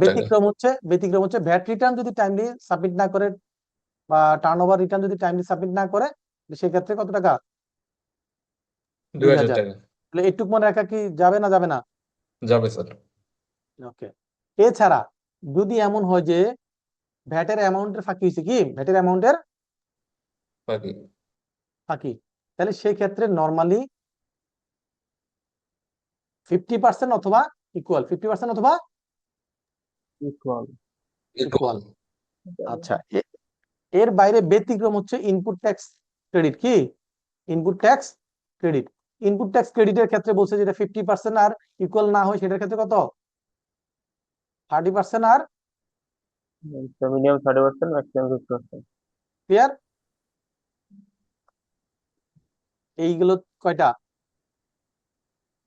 দেখেন অনেকগুলো হাফ হাফ আছে। এই যে দেখেন হাফ হাফ আছে না, হাফ আর ইকুয়াল, হাফ আর ইকুয়াল, এগুলো গেল। তাহলে 4টা গেল। আরেকটা আছে, সেটা হইলো কত? 2 লাখ, এই যে 25,000 টাকা। এটা বলছে যে if a company claims exemption through SRO without, ওই যে আমরা তো জানি যে 5 শিডিউলের মাধ্যমে এক্সেম্পশন হয়, এছাড়া এসআরও মাধ্যমে এক্সেম্পশন হয়, রাইট স্যার? এবং আমরা সেখানে শিখেছিলাম যে এসআরওর মধ্যে এক্সেম্পশন হলে সেখানে কিছু কন্ডিশন থাকে, বলছিলাম না? লাস্ট পেজে কিছু কন্ডিশন থাকে, সেগুলো ফুলফিল না করলে এক্সেম্পশন কার্যকর থাকে না। মনে আছে কি? এই যে আপনি কন্ডিশন ফুলফিল না করে যদি আপনি এক্সেম্পশন ক্লেম করেন, এসআরওর মাধ্যমে এক্সেম্পশন ক্লেম করেন, তাহলে সেক্ষেত্রে জরিমানা হচ্ছে 25,000 টাকা। এই হচ্ছে 5টা জিনিস মনে রাখলে টোটাল জরিমানাগুলো সব কাভার হয়ে যায়। তাহলে যদি কোনো ধরনের ইরেগুলারিটিস হয় যেটার জন্য কোনো ভ্যাট অ্যামাউন্টের ফাঁকি হয় না, তাহলে নর্মালি 10,000 টাকা, ভ্যাট রিটার্নের জন্য হচ্ছে 2,000 টাকা। এছাড়া যদি ভ্যাট অ্যামাউন্ট ফাঁকি হয় তাহলে সেই ক্ষেত্রে নর্মালি হচ্ছে হাফ অথবা ইকুয়াল। আর ইনপুট ট্যাক্স রিবেটের ক্ষেত্রে এটা ব্যতিক্রম, এটা হচ্ছে 30% আর 50%।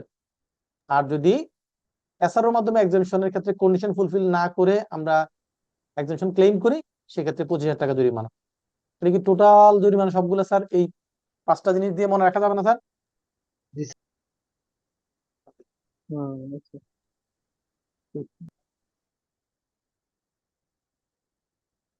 এই আইনে একটা জায়গায় বলা আছে যে আনইনটেনশনাল, যদি কেউ কি করে ভ্যাট অ্যাভয়েড হইছে, ইচ্ছাকৃত করে ভ্যাট ফাঁকি দেয় না, ইচ্ছাকৃত করে কি করে নাই, স্যার 5,000 এর কোনটা জানি বলেন তো?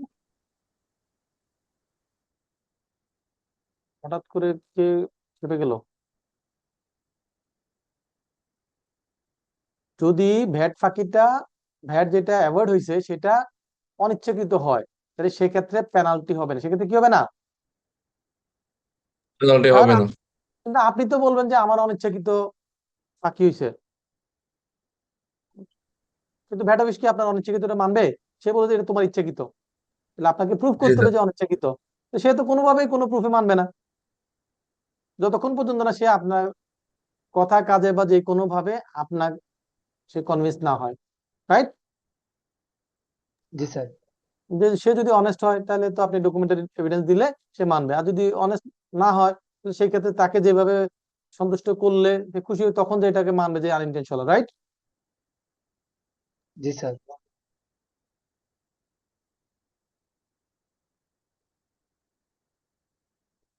এরপরে দেখুন এগুলো কি দিচ্ছে। এটা হচ্ছে ওই বিভিন্ন ধরনের গাড়ি মামলা যে ইনিশিয়েট করে ভ্যাট অফিসাররা কি করবে, আপনার কোনো ধরনের গ্যাপ থাকলে সেগুলোর জন্য কি করে মামলা করে না, সেই মামলার অথরিটি কার কতটুকু, কত অ্যামাউন্ট পর্যন্ত কে করতে পারবে। যদি ভ্যালু অফ গুডস কত হয় 5 লাখ টাকা পর্যন্ত, তাহলে রেভিনিউ অফিসার এটা মামলাটা তার আন্ডারে থাকবে। যদি 5 লাখ টাকার উপরে 20 লাখ পর্যন্ত হয় তাহলে অ্যাসিস্ট্যান্ট কমিশনার, 20-এর উপরে 30 লাখ পর্যন্ত হলে ডেপুটি কমিশনার। আর এগুলো থেকে পরীক্ষা আসবে, টেবিল থেকে পরীক্ষা আসে। আর 30-এর উপরে 50 পর্যন্ত হলে জয়েন্ট কমিশনার, আর 50-এর উপরে 1 কোটি পর্যন্ত হলে এডিশনাল কমিশনার, আর 1 কোটির উপরে হলে কি হবে, কমিশনার। কমিশনার। কমিশনার। কমিশনার সেই মামলাটা প্রসিডিং করবে, ঠিক আছে? তো পরীক্ষা এখান থেকে দিয়ে বলতে পারে যে কমিশনারের ক্ষেত্রে পাওয়ার কতটুকু, লেভেল কতটুকু, তখন সেক্ষেত্রে আপনার আনসারটা কি হবে, মোর দেন 1 crore হইতে হবে। মোর দেন কি 1 crore। কি value of goods or taxable service, তাহলে আপনি যে সাপ্লাইটা দিয়েছেন সেই সাপ্লাইয়ের ভ্যালুটা 1 কোটি টাকার বেশি হইতে হবে, তাহলে সেটা কমিশনারের এখতিয়ারে পড়বে, রাইট? জি স্যার। ওকে, তো আজকে আমাদের আলোচনা অনেক কিছু হয়েছে নাকি, আর বাকি আছে কি? এটা ডিক্লারেশন, ইনপুট, এগুলো সামারি, মূসক, আর বাকি আছে VAT software maintenance. VAT software মেইনটেনেন্সের জন্য একটা জেনারেল অর্ডার আছে, এই যে দেখা যাচ্ছে নাম্বারটা 16। General order number 16। এটার ক্ষেত্রে বলছে যে যাদের 5 কোটি টাকার উপরে কি আছে টার্নওভার, তাদেরকে ব্যাট সফটওয়্যার মেইনটেইন করতে হবে, রাইট? আর যারা সেন্ট্রাল রেজিস্ট্রেশন তাদের ক্ষেত্রে কি করতে হবে, ব্যাট সফটওয়্যার মেইনটেইন করতে হবে, এগুলো এখানে বলা আছে। আর এই যে ইন্টারেস্টটা বলছিলাম সেকশন কততে আছে, 127। 127। এখানে ইন্টারেস্টটা মনে রাখতে হবে, ইন্টারেস্ট 2 ধরনের। কয় ধরনের? 2 ধরনের। মনে করেন আপনার ভিডিএস অ্যাড সোর্সে যে ভ্যাট, সেইটা যদি টাইমলি সেটা যদি আপনি ডিডাক্ট না করেন বা টাইমলি জমা না দেন, সেটা হচ্ছে ভিডিএস এর উপর হচ্ছে 2% half yearly, 2% half yearly. Withholding ভ্যাটের উপর হচ্ছে 2% হাফ ইয়ারলি।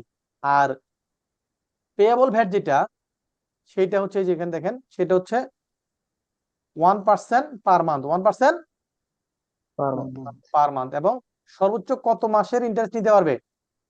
24 মান্থ। দেখা গেল যে আপনার 4 বছর ডিলে হয়ে গেছে, তাহলে 4 বছর পরে পেমেন্ট করছেন, তাহলে 4 বছর তো 48 মাস হয়, সেই ইন্টারেস্ট 48 মাস পাবে না। সে সর্বোচ্চ কত মাস ইন্টারেস্ট নিতে পারবে আপনার কাছ থেকে? 24 মাসে। 24 মাস। 24 মান্থ, 2 বছর। যে জিনিসগুলো পরীক্ষা আসার মতো সেগুলো আমি এখানে হাইলাইট করে দিয়েছি। ওকে দেখছি। ওকে তাহলে বিডিএস এর ক্ষেত্রে হচ্ছে 2% হাফ ইয়ারলি, যে বাই অ্যানুয়াল মানে কি 6 মাসে হাফ ইয়ারলি, হ্যাঁ। barely আর পেয়েবল ভ্যাট যেটা রেগুলার ভ্যাট সেটা হচ্ছে 1% পার মান্থ, এবং সর্বোচ্চ কত মাস পর্যন্ত ইন্টারেস্ট নেওয়া যাবে? 24 মাস 24 পর্যন্ত মাস। দেওয়া যাবে। ওকে আর হচ্ছে ব্যাট সফটওয়্যার। এই হচ্ছে আপনাদের সিলেবাস। আর বাকি এখানে যে এখানে একটা জায়গায় একটু বলা আছে, এটা লাস্ট ওয়ান, সেটা হচ্ছে আমরা ট্যাক্সের ক্ষেত্রে কি হয়, অডিটেড ফিনান্সিয়াল স্টেটমেন্ট, ট্যাক্সের রিটার্ন সাবমিট করার সময় কোম্পানিগুলো কি করতে হয়, অডিটেড ফিনান্সিয়াল স্টেটমেন্ট সাবমিট করতে হয় না? জি স্যার। করতে হয়। এখন বলছে যে ভ্যাটের ক্ষেত্রে এটা আগে ছিল না, নতুন আইনে এই 2019 সালের যে 12 সালের যে আইন, সে আইনে বলছে যে ফিসকাল ইয়ার শেষ হওয়ার, তাহলে আমাদের ফিসকাল ইয়ার শেষ হয় কখন? জুন মাসে, রাইট? আমাদের জুন মাসে জুন মাসে শেষ হয়। জুন মাস শেষ হওয়ার পরবর্তী 6 মাসের মধ্যে, পরবর্তী কয় মাসের মধ্যে? 6 মাসের 6 মধ্যে। 6 মাসের মধ্যে 6 মাসের মধ্যে আপনাকে ভ্যাট অফিসে ফিনান্সিয়াল স্টেটমেন্ট, অডিটেড ফিনান্সিয়াল স্টেটমেন্টটা সাবমিট করতে হবে। ক্লিয়ার? জি স্যার। আর যদি এই টাইমের মধ্যে আপনি করতে না পারেন, অ্যাপ্লিকেশন করেন, তাহলে সেই ক্ষেত্রে আরো 6 মাস টাইম বাড়াইতে পারবে। কে পারবে? কমিশনার পারবে। কে পারবে? Sir commissioner. এইটুকু হচ্ছে আমাদের পড়াশোনা। আর বাকি এগুলো হচ্ছে বিভিন্ন ফর্মের নাম, এই সেই যা আছে, আর কিছু নাই। আমাদের ভ্যাটের সিলেবাস শেষ। ভ্যাটের সিলেবাস কি শেষ। কমপ্লিট। তো আমরা যেটা করব, এটা খুব ভালো করে পড়াশোনা করব। কোথাও কোনো গ্যাপ থাকলে আমাদের নেক্সট ক্লাস হবে কাস্টমস। কি হবে? Custom. Sir custom. Customs. Customs এর ক্লাসটা আমরা, কাস্টমস এর ক্ষেত্রে যেটা পরীক্ষার জন্য টিপস, সেটা হলো কাস্টমস এর সিলেবাসটা বিশাল বড়, রাইট? Around 400 page. কত পেজ? 100 পেজ 400 পেজ পড়ে যদি 5 to 10 মার্কস পেতে হয়, এটা কি ফিজিবল না? নট অর্থ ইট। ওকে সেই ক্ষেত্রে আমাদের পাস করার জন্য যে বুদ্ধিটা করতে হবে, সেটা হলো ভ্যাটের একটু সিলেবাসটা আমাদের গোছানো আছে, এবং সহজ পড়লে, বুঝে যেভাবে পড়াইছি সেভাবে পড়লে ভ্যাটের 40-এ 40 পাওয়া যায়। ঠিক আছে, 40 থেকে 45 থাকে, তো এই 40 মার্কস ফুল কভার করা যায়। তাহলে পাস করতে আর কত লাগে? 10 10। ট্যাক্সে আমরা ইন্ডিভিজুয়ালের ম্যাথ, তারপর হচ্ছে কোম্পানির ম্যাথ যদি করি, সেখানে তো 25 থেকে 30 মার্ক, রাইট? জি স্যার। জি স্যার। এর বাইরে সিলেক্টিভ কিছু জায়গা আমি বলে দিব, যেগুলা মানে ইম্পর্টেন্ট এরিয়া, সেগুলা যদি আপনি মাল্টিপল চয়েসের জন্য পড়েন, থিওরিটিক্যাল পার্ট পড়েন, তাহলে আপনার 80+ মার্ক চলে আসে। কত মার্কস? 80 sir plus 80 plus. তাহলে আপনি 90-এর মধ্যে, 90-95-এর মধ্যে 80+ মার্কস পাওয়ার মতো অবস্থা চলে আসে। তাহলে কাস্টমস এর ওইখানে কি আমি অনেক সময় ব্যয় করার কোনো প্রয়োজন আছে? না না স্যার। না স্যার। সেইখানে আমরা যেটা করব, সিলেক্টিভ কিছু এরিয়া আমরা বলে দিব, সেগুলা ম্যাটেরিয়ালসটা আমরা দিয়ে দিব, সেখানে সিলেক্টিভ এরিয়া বলবো, সেখান থেকে আপনি 5-6 মতো পেয়ে যাবেন। তাহলে আপনার মোটামুটি 80+ মার্কস পাইতে কোনো সমস্যা হবে না। থাকে না, থাকে না।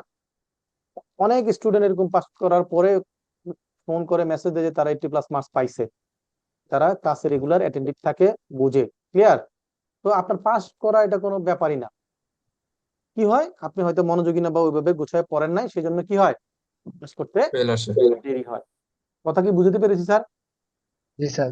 জি স্যার। 50 পাওয়ার জন্য 40 আপনার সিলেবাস শেষ, এই 40 পাওয়া যায়, আর বাকি লাগে 10।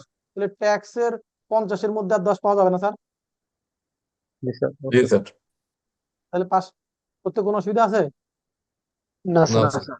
কোনো অসুবিধা নাই। এই হলো আমাদের আজকের দিনের পড়াশোনা। আমাদের সিলেবাস শেষ, বাসায় পড়াশোনা করবেন। নেক্সট ক্লাস কিসের উপর হবে? স্যার কাস্টমসের উপর। কাস্টমস এর উপর। কাস্টমস এর উপর। আপনাদের ট্যাক্সের ক্লাস কি অবস্থা? এখনো হয়নি।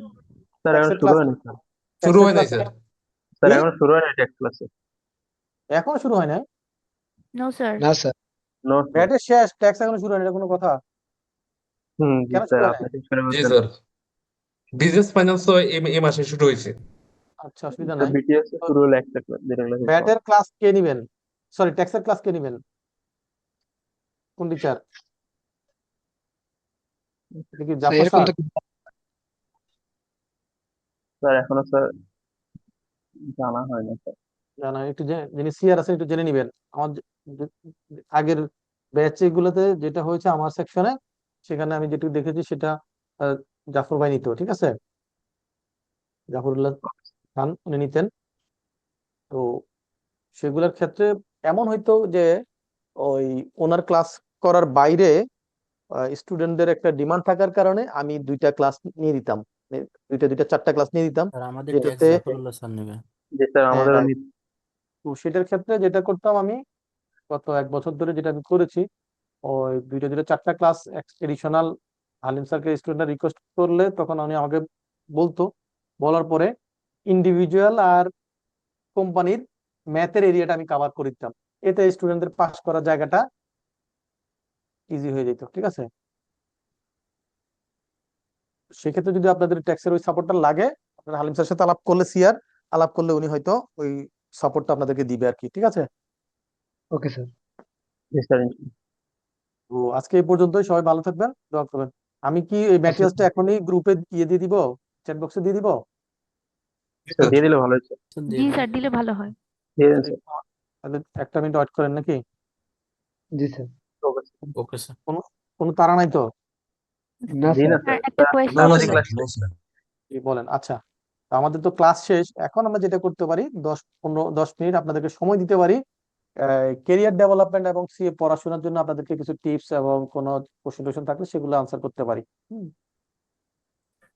জি স্যার। জি বলেন। স্যার এক্সাম রিলেটেড একটা কোয়েশ্চেন ছিল দেখেন যে ম্যাটেরিয়ালসটা আমাদের যে গিয়েছে কিনা? জি স্যার। জি স্যার পেয়েছি স্যার। সবাই ডাউনলোড করে ফেলেন, হ্যাঁ। জি, কোশ্চেনটা বলেন। স্যার আমাদের এক্সামে কি মানে এই যে ভ্যাট আইনের কোন সেকশনে কোন পার্টটা আছে এরকম কি কোনো কোয়েশ্চেন আসতে পারে? মানে সেকশন গুলো কি মুখস্থ রাখতে এটা হবে? একদম যে সবসময় আসবে তা না, কখনো কখনো আসে। তবে এটার ইয়েটা মানে এটার পার্সেন্টেজটা অনেক বেশি তা না, ঠিক আছে? অনেক বেশি তা না। যেমন আসতে পারে যে পেনাল্টিটা কোন সেকশনে, কারণ এটা একটা ইম্পর্টেন্ট সেকশন মনে রাখা দরকার 85-এ, ঠিক আছে? তারপর ইন্টারেস্ট হচ্ছে 127-এ, এরকম। ওইখানে অনেক বেশি কোশ্চেন আসবে না যেটাতে একেবারে স্পেসিফিক সেকশনটা আপনার মনে রাখতে হবে। তবে কখনো কখনো একটা দুইটা কোশ্চেন এরকম চলে আসে। তো আমরা যখন জানবো, আর এখানে তো অনেক বেশি সেকশন মনে রাখার কিছু না, ইম্পর্টেন্ট কিছু সেকশন আমি দাগ দিয়ে দিয়েছি, ওগুলা মনে রাখলে পরীক্ষা আনসার করতে পারেন। কথা বুঝতে পারছি স্যার? জি স্যার। জি স্যার। জি। আর কারো কোনো কিছু জানার বা পড়াশোনার বাইরে ক্যারিয়ার ডেভেলপমেন্ট বা যে কোনো কিছু রিলেটেড স্যার ফার্ম মিক্স বলেন কাইন্ডলি। নিয়ে এটা বলা কি ঠিক হবে? আমি যেটা বলবো সেটা ইন জেনারেল একটা কথা বলি, হ্যাঁ। এখন আমি ফার্ম নিয়ে বললে হয়তো অনেকে বলবো যে অমুক ফার্ম বা অমুক ফার্ম আমি ক্যাটাগরাইজ করছি, সেটাতে না গিয়ে আমি কিছু আপনাদেরকে আহ ফ্যাক্টর বলি যেগুলা মাথায় রাখলে আপনি আপনার সিদ্ধান্তটা সঠিকভাবে নিতে পারবেন, ঠিক আছে? জি। যেমন আপনার আপনার যিনি ওই যে মেহেদী হাসান, আপনারা ভাই বোন কয়জন? আমি সহ 3 জন স্যার। 3 জন। তো 3 ভাই ইয়ের বা বোনের স্ট্রেংথ কি সমান? জি না স্যার। সমান না। 3 ভাই বোনের মধ্যে 3জনই কি একই টাইমে ঘুমায়, একই টাইমে ওঠে? কেউ রাত জেগে পড়তে না। পারে, কেউ রাত জাগতে পারে না, সে রাত সন্ধ্যা রাত্রে পরে আবার ভোরাতে পড়ে, রাইট? এক জি একজনের স্ট্যাটাস, এক একজনের স্ট্রেংথ উইকনেস এক এক রকম নাকি? জি কেউ ম্যাথে ভালো, কেউ থিওরিটিক্যালে ভালো, কেউ মেমোরাইজ করতে পারে, এক একজন এক এক স্ট্রাকচার। তো সবার জন্য কি এক ট্যাবলেট বা একই ওষুধ কাজ করবে? না স্যার। না স্যার। করবে না। তো আপনাকে চিন্তা করতে হবে যে আপনি আসলে কি চান, আপনার রেজাল্টটা কি। আপনার কি আহ, শুধু পরীক্ষা দিয়ে পাশ করব এরকম, নাকি পাশ করার সাথে সাথে আমি যদি প্র্যাকটিক্যাল কাজটা ঠিক মতো না শিখি তাহলে বাস্তবে ফিল্ডে যখন জবে যাব তখন সেক্ষেত্রে আমি পারবো না, রাইট? সি জি এর স্যার। ভ্যালুটা এই কারণেই বেশি, কারণ এরকম প্রফেশনাল ডিগ্রি তো অনেক আছে, তাই না, অ্যাকাউন্টিং প্রফেশনে। তার সাথে মেজর পার্থক্য কেন এখানে বেনিফিটের দিক থেকে, কারণ হচ্ছে এখানে 3 ইয়ার্স আপনি প্র্যাকটিক্যাল এক্সপিরিয়েন্স থাকে বলেই আপনার মূল্যায়নটা অনেক বেশি, নাকি? জি স্যার। এখন অনেক স্টুডেন্টদের মধ্যে আমি গত 10-15 বছর ধরে দেখি, চিন্তা কাজ করে সিনিয়ররা বা কেউ তাদের মাথায় বুদ্ধি দিয়ে দেয় যে হ্যাঁ তুমি শুধু কোন রকম ফার্মে যাবা আর আসবা, পড়াশোনা করে পরীক্ষা দিবা। এতে কি হবে, আপনি মনে করেন এমবিবিএস পাস করলেন, এখন আপনাকে যদি বলে যে একটা রোগীর বাইপাস সার্জারি করতে, আপনি বই পড়ে পরীক্ষা দিয়ে পরীক্ষায় একদম 95% মার্কস পাইছেন, কিন্তু প্র্যাকটিক্যালি বাইপাস সার্জারি কখনো করেন নাই, দেখেন নাই, সাথে থাকেন নাই, অ্যাসিস্ট করেন নাই, তাহলে কি আপনি সার্জারি করতে পারবেন স্যার? না স্যার। ঠিক আমাদের প্রফেশনটা ঠিক তেমন। আপনি যদি practically accounts, audit, tax, VAT এগুলো নিয়ে প্র্যাকটিক্যালি কাজ না করেন, তাহলে কি কোনো প্রতিষ্ঠানে গেলে মুখস্থ বিদ্যা দিয়ে আপনি ওগুলা পারফর্ম করতে পারবেন? না স্যার। আপনি মনে করেন অবশ্যই চার্টার পারবো। অ্যাকাউন্টেন্ট হইলেন, কিন্তু আপনি একটা ডিপার্টমেন্টে হয়তো অ্যাকাউন্ট ডিপার্টমেন্টে ডিজিএম হিসেবে বা এজিএম হিসেবে আপনাকে অ্যাপয়েন্টমেন্ট দিল, তো আপনার আন্ডারে যারা চাকরি করবে অ্যাকাউন্টসে, তারা কিন্তু 25 বছর, 30 বছর, 40 বছর এক্সপিরিয়েন্স লোক অ্যাকাউন্টসে চাকরি করবে, থাকবে না? তো তাদের হয়তো এই চার্টার অ্যাকাউন্টেন্সি ডিগ্রি নাই বলে সে ওই জায়গায় পৌঁছাইতে পারে নাই, কিন্তু তার এক্সপিরিয়েন্স আছে, সে 40 বছর ধরে চাকরি করে, 30 বছর ধরে চাকরি করে। তা তার কি প্র্যাকটিক্যাল কাজের এক্সপিরিয়েন্স কম? কম না। আপনি যখন ওইখানে গিয়ে তার স্যার ডিপার্টমেন্ট হেড হিসেবে বসবেন, সে যদি বুঝতে পারে যে আপনি প্র্যাকটিক্যাল কাজের নলেজ আপনার খুব কম, সে কিন্তু আপনাকে অনার করবে না, সম্মান করবে না, আপনি ওইখানে ডিপার্টমেন্ট চালাইতে পারবেন না। কথা কি বুঝতে পারছি স্যার?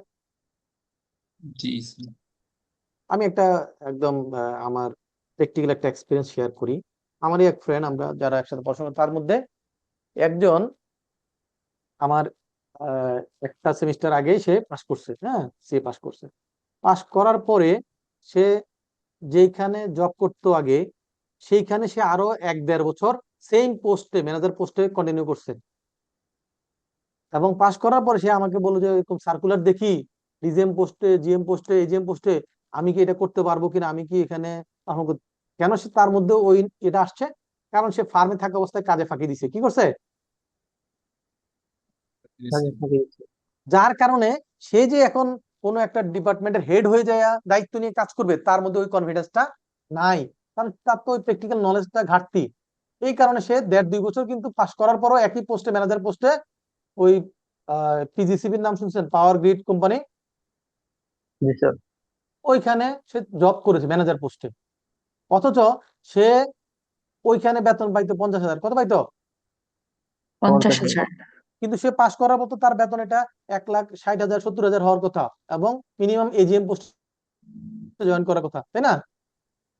তাহলে সে কিন্তু এরপরও 2 বছর ওই ম্যানেজার পোস্টে 50,000 টাকার বেতনে চাকরি করতে হয়েছে। কেন করতে হয়েছে? তার ওই প্র্যাকটিক্যাল প্র্যাকটিক্যাল নলেজটা ঘাটতি নলেজ থাকার ছিল। কারণে, নলেজ গ্যাপ। নাম্বার 1। তাহলে এরপরে যে সে অন্য জায়গায় জবে জয়েন করছে, তাহলে কি তার সমাধান হয়েছে? হয় নাই। এতে কি হয়েছে, সে এরপরে আরো 10 বছর 12 বছর ওই কোম্পানির ফ্যাক্টরিতে চাকরি করছে। কোথায় চাকরি করছে? ফ্যাক্টরিতে।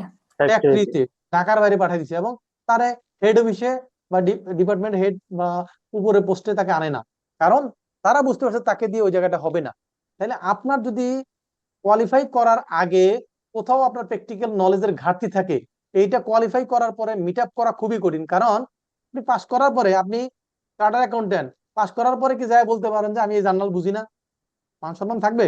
কাউকে জিজ্ঞেস করতে পারবেন? না না স্যার। স্যার।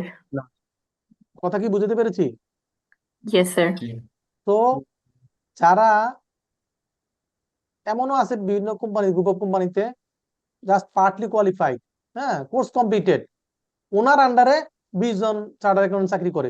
তাহলে যে ডিপার্টমেন্টের হেড, ফিনান্স ডিরেক্টর, উনি কিন্তু কোয়ালিফাইড না, চার্টার অ্যাকাউন্টেন্ট না, উনি জাস্ট কোর্স কমপ্লিটেড, কিন্তু তার প্র্যাকটিক্যাল এক্সপিরিয়েন্সের কারণে, সে অনেক ভাস্ট নলেজ থাকার কারণে সে কোম্পানির সবকিছু ম্যানেজ করতে পারছে। তার আন্ডারে 15-20 জন চার্টার অ্যাকাউন্টেন্ট চাকরি করতেছে। সবসময় কি সার্টিফিকেটটাই মেইন? এই মাহাদি মিউট করেন। তাহলে সার্টিফিকেটটাই কি শুধু আপনার জীবনে প্রয়োজন? না স্যার। তাহলে আপনাকে যদি এখন মনে প্রপার করেন আমি নলেজ থাকা লাগবে। একটা সার্টিফিকেট আপনাকে দিয়ে দিলাম, আইসিবি থেকে আপনাকে চার্টার অ্যাকাউন্টেন্সি একটা সার্টিফিকেট দিয়ে দিল, আপনি যে চাকরি যে করবেন সার্টিফিকেট দিয়ে করবেন না আপনার নিজের ক্যাপাবিলিটি দিয়ে করবেন? কোন capability?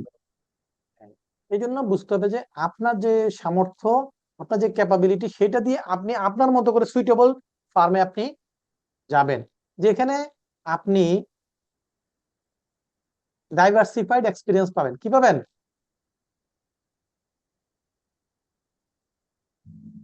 Accounting, tax, VAT, audit, বিভিন্ন ডাইভার্সিফাইড এক্সপিরিয়েন্স পাবেন, যেটা দিয়ে আপনি কাজে লাগবে। এখন মনে করেন আপনি চিন্তা করলেন আমি একটা বড় ফার্মে যাব, ওইখানে গেলে অ্যালাউন্সটা ভালো দিল। এখন মনে করেন ওইখানে জয়েন করার পর ওই বড় ফার্ম করে ব্যাংকের অডিট। কিসের অডিট করে? ব্যাংকের অডিট। ব্যাংকের অডিট। সে চিন্তা হলো যে তার ব্যাংকের অডিট থেকে অডিট ফি তো কম, কিন্তু ক্যাশ ইনসেন্টিভটা অনেক বেশি কাজ হয়, সেটা তো অনেক ফি ইনকাম হয়। সে কি করলো? ক্যাশ ইনসেন্টিভ ডিপার্টমেন্টটা আপনাকে অ্যালোকেশন করলো। তাহলে ওই আপনার 3 বছর আর্টিকেলশিপের মধ্যে 2-2.5 বছর আপনাকে সে ক্যাশ ইনসেন্টিভে রাখলো। তাহলে এই বড় ফার্মে জয়েন করে আপনি কি গেইন করতে পেরেছেন? না স্যার। পারেন নাই। সো আপনাকে এটা ব্যালেন্স করতে হবে। সব জায়গায় টাকা, সব জায়গায় একটু রিল্যাক্স, কোথায় 2 দিন বেশি ছুটি, এরকম চিন্তা করলে মানুষ বেশি ছুটি পাইলে যে আপনি পড়াশোনা করে গেইনার হন তা না, বেশি ছুটি পেলে আপনি অলসও হন, তাই না? Right sir sir. অতিরিক্ত। আপনাকে হলো যে আপনার গোল সেট করতে হবে। হ্যাঁ, আমি পড়াশোনা করব, আমি এই 3 বছর আপনাকে নিতে হবে যে আপনি এই 3 বছর আপনার জীবনের সবচেয়ে সর্বোত্তম ব্যবহার করবেন, পড়াশোনা যেমন সেরকম কাজে। তাহলে দেখবেন যে আপনার ধারে কাছে কেউ থাকবে না। কথা কি বুঝতে পারছি? জি স্যার। Yes, sir. এই পড়াশোনা আর কাজের বাইরে কিছু এডিশনাল ক্যাপাসিটি ডেভেলপমেন্টের কাজ করতে হবে। কি কি? তাহলে আপনি অন্যদের তুলনায় বেশি অ্যাডভান্স থাকবেন। সেটা হলো আপনি ট্যাক্সের উপর আপনার ট্রেনিং নিয়ে নলেজ থাকতে হবে, অ্যাটের উপর ট্রেনিং নিয়ে নলেজ থাকতে হবে, অ্যাকাউন্টিং সফটওয়্যার উপর আপনার ট্রেনিং থাকতে হবে, আপনার অ্যাডভান্স এক্সেলের উপর ভালো ট্রেনিং নেওয়া থাকতে হবে, পাওয়ার পয়েন্টের উপর প্রেজেন্টেশন দেওয়ার উপর আপনার কি ভালো নলেজ থাকতে হবে। তাহলে ওই কি আপনি যখন কোথাও জবের জন্য অ্যাপ্লাই করবেন, অন্যদেরকে যদি জাস্ট কোর্স কমপ্লিট করে অ্যাপ্লাই করলে তাকে যদি সিসি দিয়ে 30,000 অফার করে, আপনাকে 50,000 অফার করবে। ওই যে আপনার এডিশনাল যে ক্যাপাসিটি, সেটার কারণে আপনি সফটওয়্যার, অ্যাকাউন্টিং সফটওয়্যার ভালো মেনটেন করতে পারেন, আপনি ট্যাক্স বুঝেন, ভ্যাট বুঝেন, তাহলে কোম্পানি কি আপনাকে বেনিফিট দিবে না দিবে না? দিবে স্যার। দিবে স্যার। আপনাকে এই 3টা বছর আর্টিকেলশিপ পিরিয়ডের ফুললি এটাকে ইউটিলাইজ করতে হবে। এখানে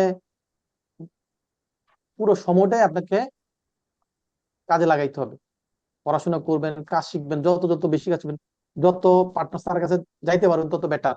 কারণ একজন সিনিয়র স্টুডেন্টের কাছ থেকে কাজ শিখা, ম্যানেজারের কাছ থেকে কাজ শিখা, আর একজন চার্টার্ড অ্যাকাউন্টেন্টের কাছ থেকে কাজ শিখা, আর একজন পার্টনারের কাছ থেকে কাজ শিখার মধ্যে অনেক তফাৎ আছে। কথা কি বুঝতে পারছি? জি স্যার। Yes, sir.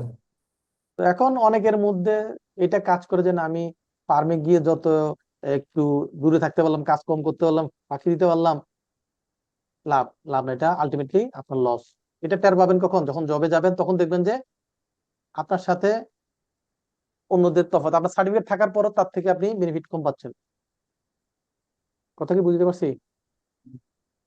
জি স্যার, তাহলে তো স্যার আমাদের ফার্মের ফোকাসটা অনেক বেশি দেওয়া লাগবে। কাজ শুনেন, আপনি যে মেডিকেলে পড়ার সময় সার্জারিতে এবং ইয়েতে সে ইনডেপথে সাদের সাথে থেকে থেকে রেগুলার রুগী দেখছে, হ্যাঁ, কাজ করছে, সে কি ভালো ডাক্তার হইতে পারবে না? জি স্যার, অবশ্যই। যে ফার্মে থেকে মনে করেন ট্যাক্সের কাজ করছে, সাথে সাথে তার সাথে ব্যাটের কাজ করছে, সাথে সাথে অ্যাকাউন্টিং জটিল জটিল প্রবলেম সলভ করছে, সাথে সাথে শিখছে,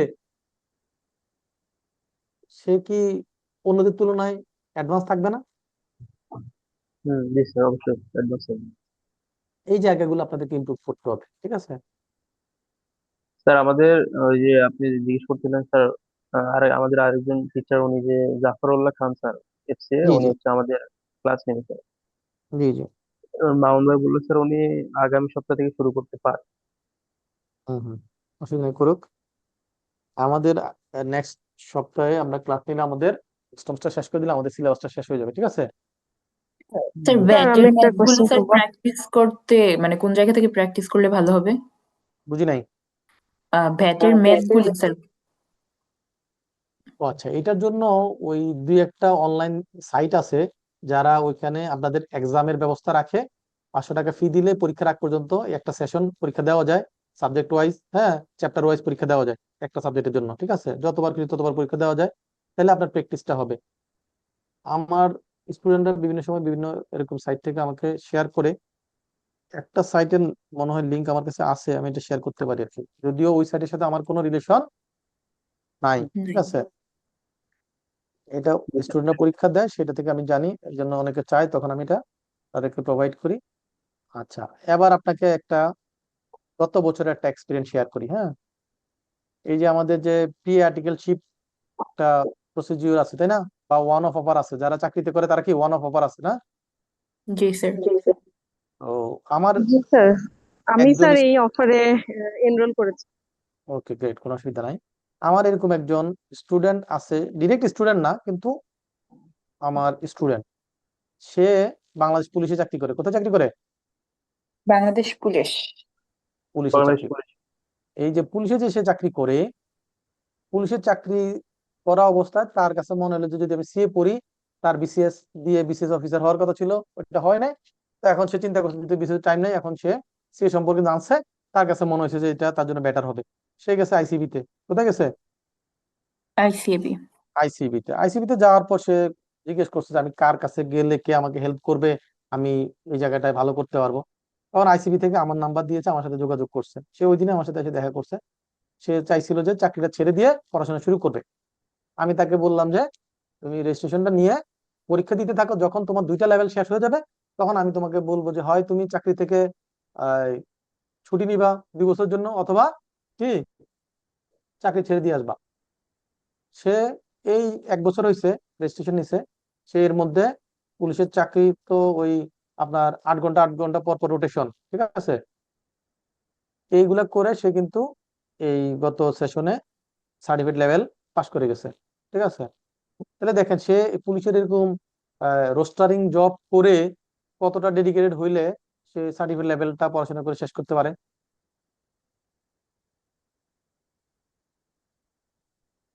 সে এরকম রাতে পড়াশোনা করে 2টা 3টার সময় অনেক সময় দেখা যায় আমাকে ওই পরীক্ষা দিচ্ছে, এত পাইছে এটাই সমস্যা, আমাকে মেসেজ পাঠায়, আমি তো মিউট করে রাখি, দিনের বেলা দেখি।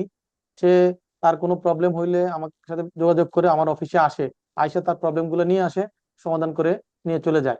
এভাবে করে আমিও দেখছি ছেলেটা যেহেতু ডেডিকেশন আছে, হেল্প করছে, ছেলেটা সার্টিফিকেট লেভেল পাস করে গেছে, এখন প্রফেশনাল লেভেল পরীক্ষা দিচ্ছে। তো এইটা এক্সাম্পলটা এই কারণে বললাম যে আপনার যদি টার্গেট ঠিক থাকে, আপনি যদি তার নির্দিষ্ট এইমে চলেন, আপনি ভালো করবেন। এখান থেকে লাইনচ্যুত হওয়া যাবে না, সময় নষ্ট করা যাবে না, ঠিক আছে?